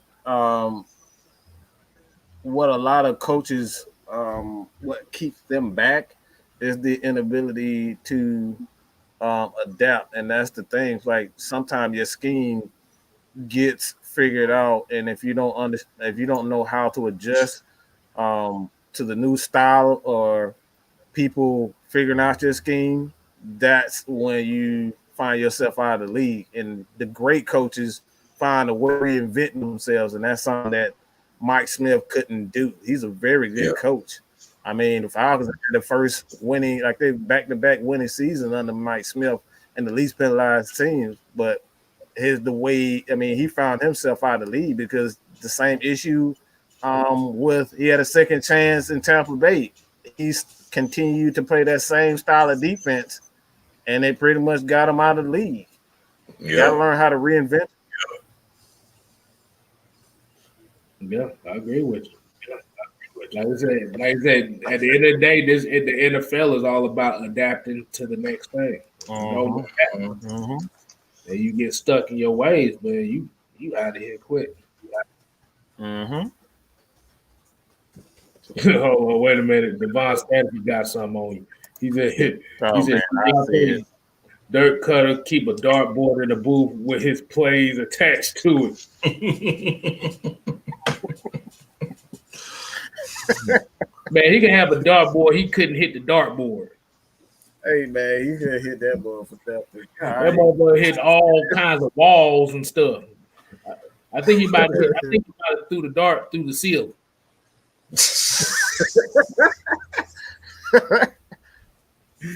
Oh man, y'all ain't shit. All right, like Clay Melton said, I like Mike Smith, but a defensive-minded head coach and a team whose strength is offense is risky. I agree. But then it's almost like, why are you even here kind of a situation. Mm-hmm. We could have just done this anyway. Right.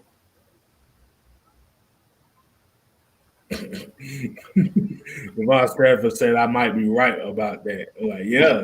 Like I said, this motherfucker can't hit a dartboard. Man.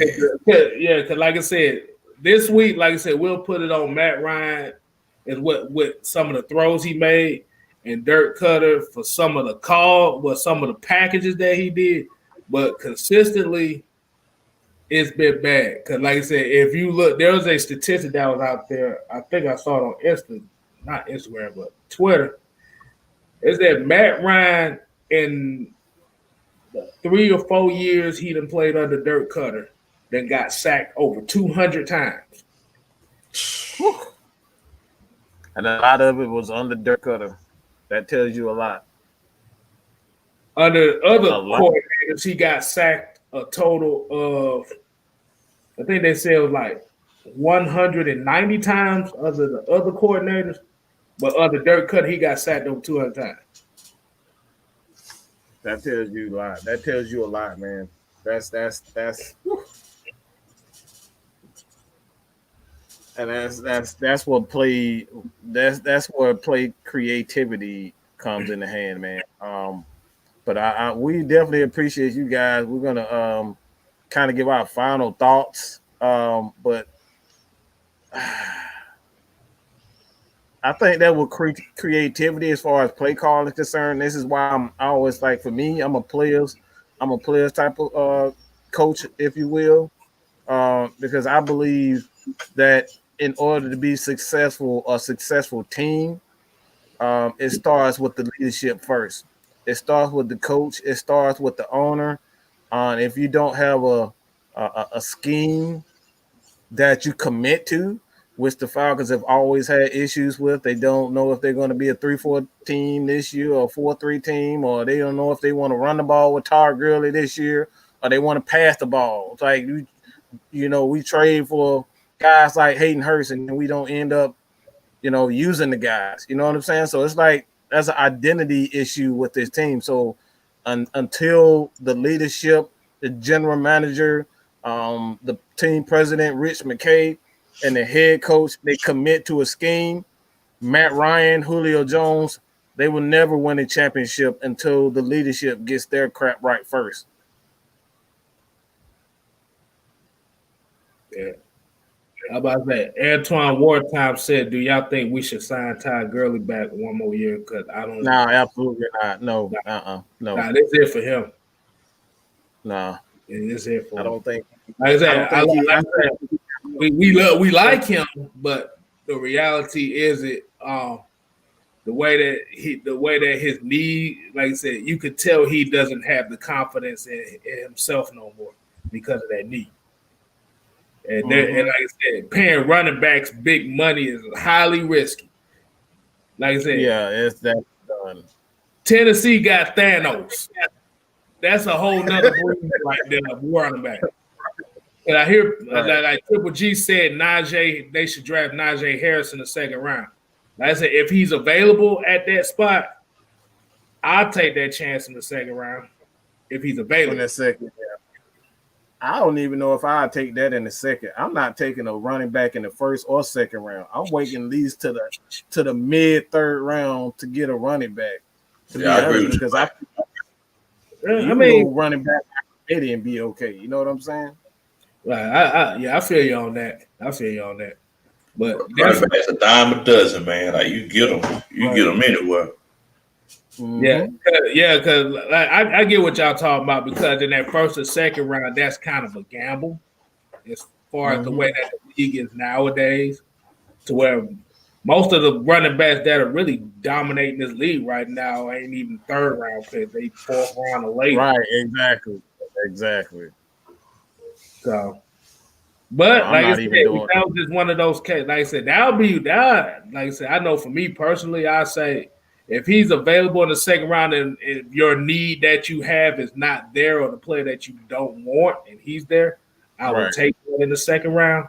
But if you have a player that you're looking at for that second round and he's there, you take that player. But if he's not there, I'll take, and Najee Harris is available, I'll take that. Yeah. And Blitz 22818 says ATL needs a bruiser running back to end Matt Ryan's career. Take Matt Ryan out like Manning, defense and run. Look, it's amazing. It's almost like life. You know, how, you know, we start off can't walk and then Pampers, and we end off can't walk and then Pampers. Because that's how Matt Ryan came into the league, man, with a bruising running game. And, you know, the defense that was pretty good. And, I mean, that's the life cycle of a quarterback. And whenever they end their careers, it's like, you know, let's get them, you know, a good running game and a good defense. And, you know, he's smart enough to make sure that we don't turn the ball over. And, you know, he can make the throws when he needs to make them. You know, so, I mean, yeah, I definitely agree with that. That's a good call, Blitz. Good call. That's an absolute excellent call. That's exactly what I have in mind. I mean, that's how Peyton Manning went out, to be honest. He went out the exact same way. That man couldn't throw 10 yards, but he won a Super Bowl. He won a Super Bowl in that exact same formula. Yep. Kstylz mentioned John Elway earlier, you know.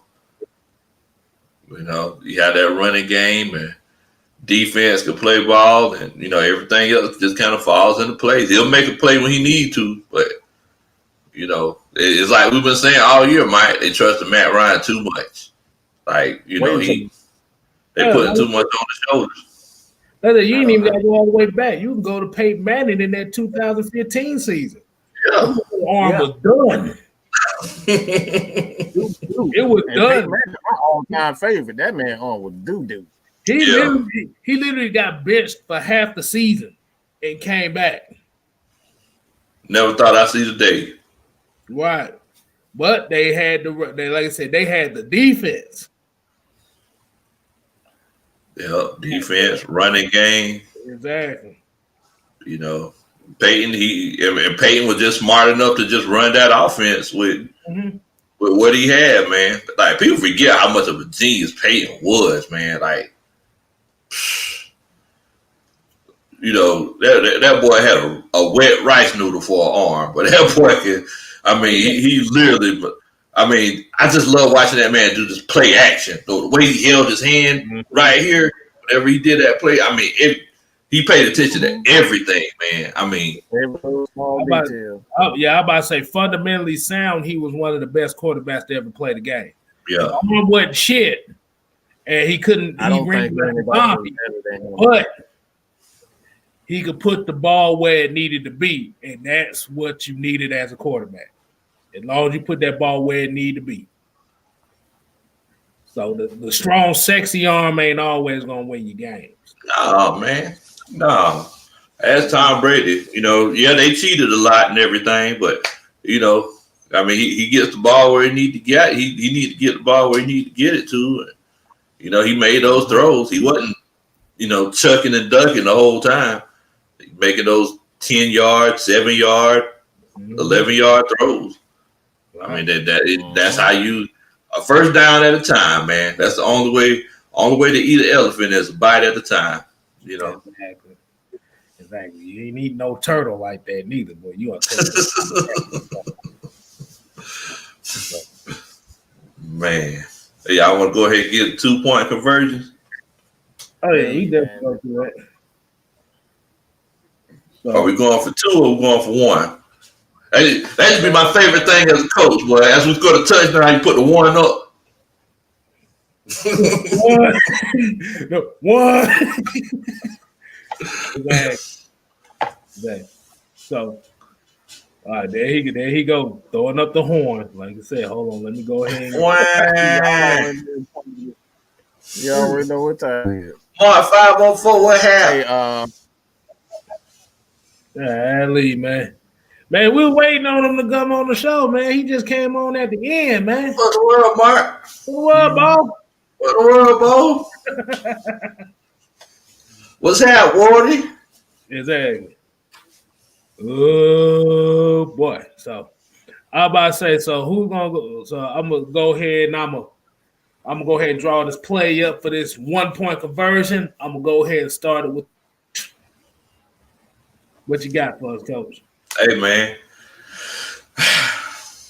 3 games left, y'all. 3 games left. So I know this ain't the situation that we wanted to be in, but whenever we get to next April and next May, and y'all gonna be fiending for football, and y'all get tired of watching us on Atlanta Falcons Nation, y'all better enjoy these last 3 games because y'all ain't gonna get nothing else till next September.